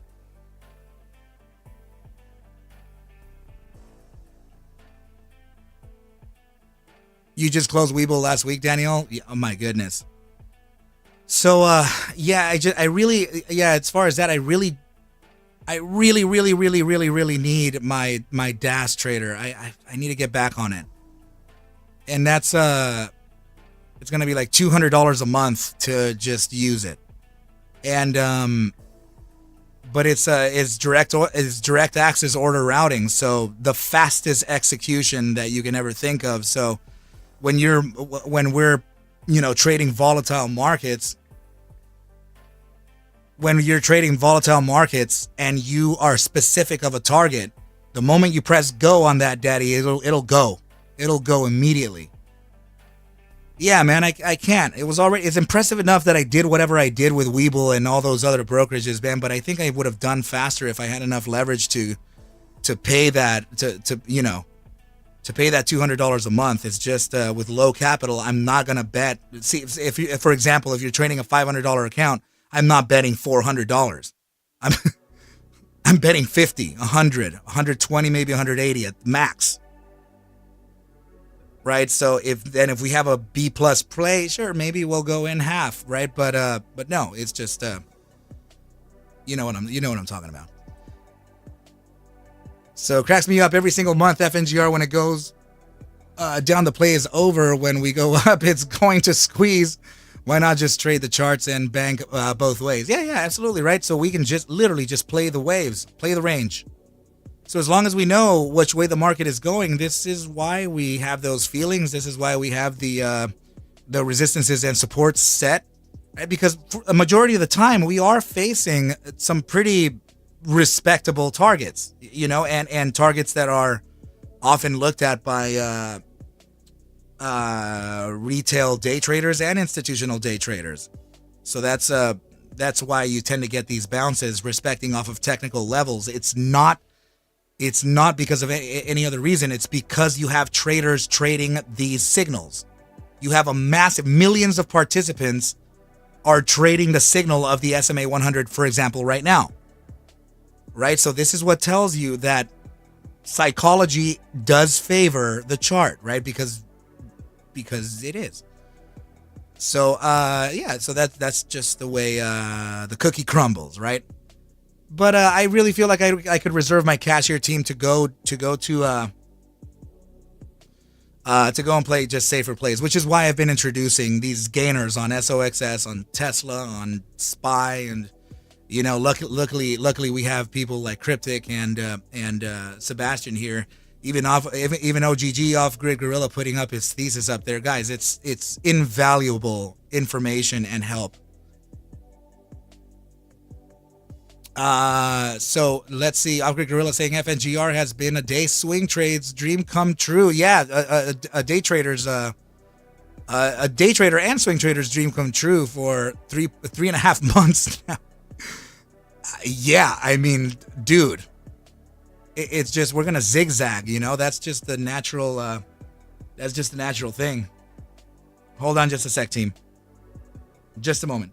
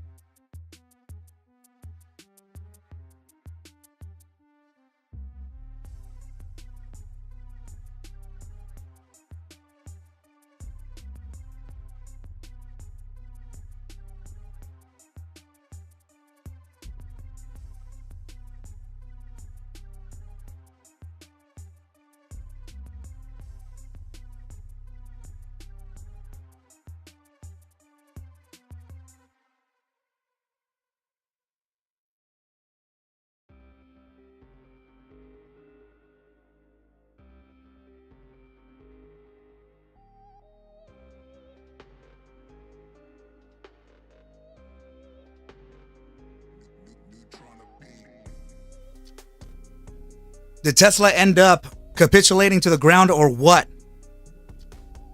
Tesla fulfilling the downside here, team. Here's the target that we talked about.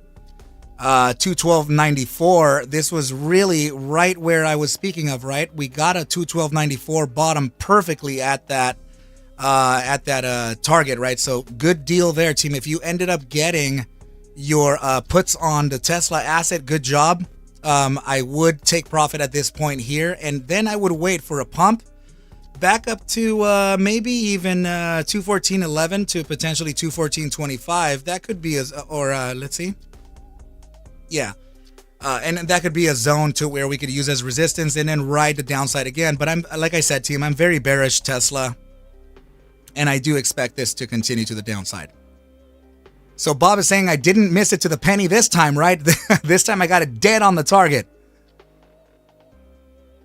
Cryptic Trader saying I'm down to 50 runners on Tesla. My brother, I do think that, first of all, let's go ahead and check out the hourly time frame, because there is an invalidation zone here that we're breaking like freaking crazy. And that is this one right here, right, of 214.11. So that is, let's see, actually, we're going to set that to 214.01. Right, so very, very critical area to start closing candles, right? So particularly this hour candle is about to close beneath that invalidation.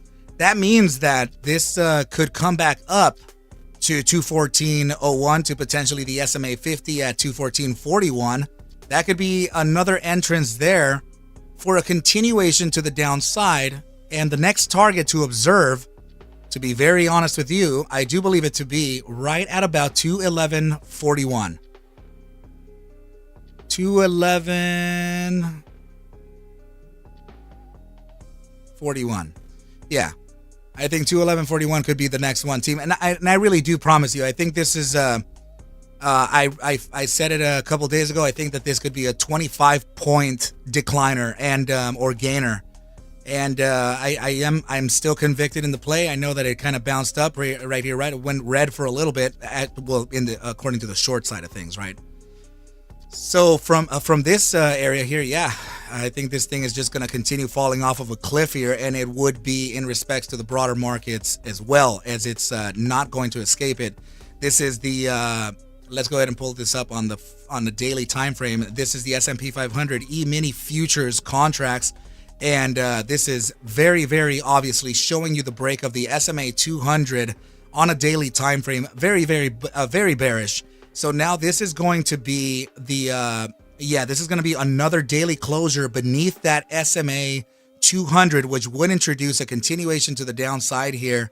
And I think, let me see. I'm going to go ahead and put down some targets here. Oh, man. I definitely see the ES beneath $4,200 coming into today, maybe even today. Yeah, maybe even today. Actually, wow. So be very careful, team. Be very, very careful with what you're doing here. But if you are short this asset, this is, it's looking pretty damn bearish.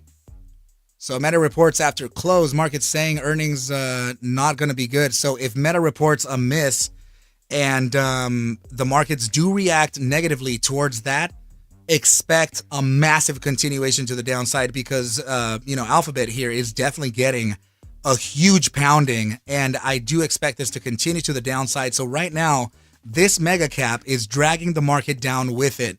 And seeing that we're going to have to take a look at several time frames here, right? But if it's going to be Google and Meta, team, get ready for an extreme downside, and for sure the fulfillment of a 25-point decline on Tesla.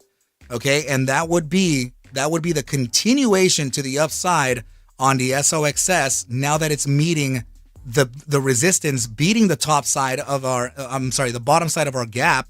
This feels like it's going to get that resistance top at 1392 and maybe even reach our first target of 1444. But please be very careful with how you proceed from here, okay, team? I know that I can't see the future. I can't see the future because obviously here, look at this. I was talking to you about a resistance at the top side here, talk to you about the bottom side here, like we spoke about literally an hour ago, right? From the last 3 days of price action. We would then get the top side to test the bottom side of the gap. We're already passing the gap, and I didn't know we would, right? So this is just, it's still technically part of the play because it is a resistance range, meaning that it could be resistance from here or here.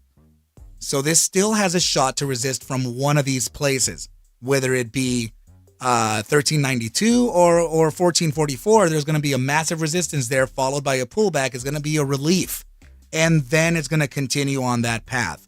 Okay, but right now, looking at this inverse play, creating a series of higher highs, higher lows, that is usually a pretty bullish sign, aka bearish the market. Okay, so yeah, I would be very careful with what's happening here. This daily closure beneath the prior bar low, which is going to be, let's see, 214.11. If we get this closure on Tesla beneath 214.11, bet your butt that this is going to continue on that capitulation event to eventually reach the $200 zone and maybe even lower. Mike Johnson is now the House Speaker. Wow. That is incredible. Yeah, the overall markets should be bleeding like crazy because of the mega cap. So if you're looking at the QQQ, should be very low. The SQQQ should be pumping to the upside like crazy. And sorry, damn it. Let me go ahead and open up this thing again. And look at the heat map here. It should be bleeding like crazy. Well, Microsoft has a 2.63% upside here, while the rest of the market is looking pretty damn bearish. Nvidia, right, we already expected this. This is the reason why we're long the SOXS semiconductor the 3x lever, because we noticed that semiconductors were going to face a massive drop. AMD down to minus 5.74%. It just goes like that, team. And then, at least Meta would have some impact in the semiconductor area too, because it is kind of dependent on NVIDIA or AMD for the chipsets into the Meta, into the metaverse platform that they're creating, right? So that all that stuff, it's already front running it too. Look at this. Meta is down it's almost down 4 points.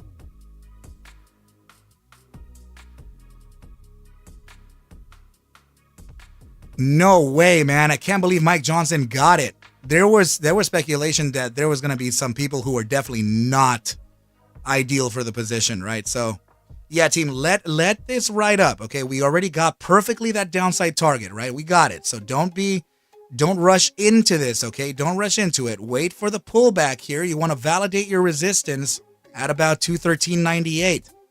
Getting that next hourly closure, which could be over in 6 minutes, that could be your entrance. Okay, so now let me just quickly take a look at the I really have to get going, team, but let me go ahead and take a look at the. You have no idea how much I feel like I don't have any exposure. I can't trade anything right now, so you have no idea what I'm feeling, right? But it's all good. I'm really happy that everyone here is gaining on the plays. Really excited for you guys. 5 minutes 36 seconds left, and to tell you the truth, this may actually look for a relief, right? And I think it can come back up. The hourly time frame candle here over in 5 minutes, and it's not closing beneath this regression here. So if it doesn't close beneath this regression, it may have a shot to the upside again. I can't guarantee that it's going to be to the very top side, right? Because we have lots of resistance, especially right up here at the EMA 21 on the hourly time frame, right at around 215.84. But please be careful here, as the price action may actually reverse here for a bit. SMA 50 resistance is looking like 214.41. Okay, we're approaching that bottom side of the invalidation zone down here of about 213.98. There you go, completely combated that. This is the SMA 50. Let's see if it can actually. We expected this, team. Remember, we expected this upside. That's just how the cookie crumbles, right? Oh, didn't even realize how late in the day it was already. Oh, dude, I know. It's just, first of all, I want to make, I try to push as long as I can so that retail can get an edge, you know, over the markets. At least,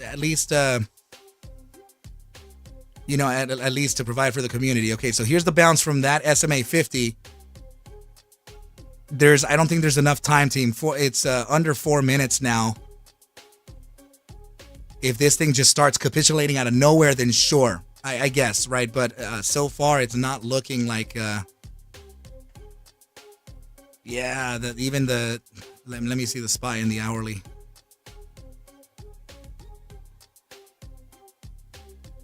SPY in the hourly. This one is a play, team. Hourly time frame SPY. This would be, it just hit to 214 on Tesla, right? Check this out. The SPY may actually invalidate the upside on Tesla, but we don't know. So if anything here, I would actually play SPY, not Tesla. But Tesla, if you already have exposure, that's cool. It's already in the green. I expect a downside no matter what, even if it corrects little by little. But the SPY, 3 minutes, 8 seconds to close beneath the regression here at 418.03. Potential entry could be between 417.80 and 418.33. Be very careful, okay? Very, very, very careful here. I would not hold these options contracts past 12 p.m. Pacific time. I would not hold them there. Try to get out quickly. Okay, so look at this. This is 2 minutes and 28 seconds. Oh, you know what, guys? Having the reporting. Hold on. Having the reporting of which company was it again? What was earnings? Cryptic saying I would not enter. Dude, that's literally what I was about to say. Too much news going on. Yeah. Oh, yeah.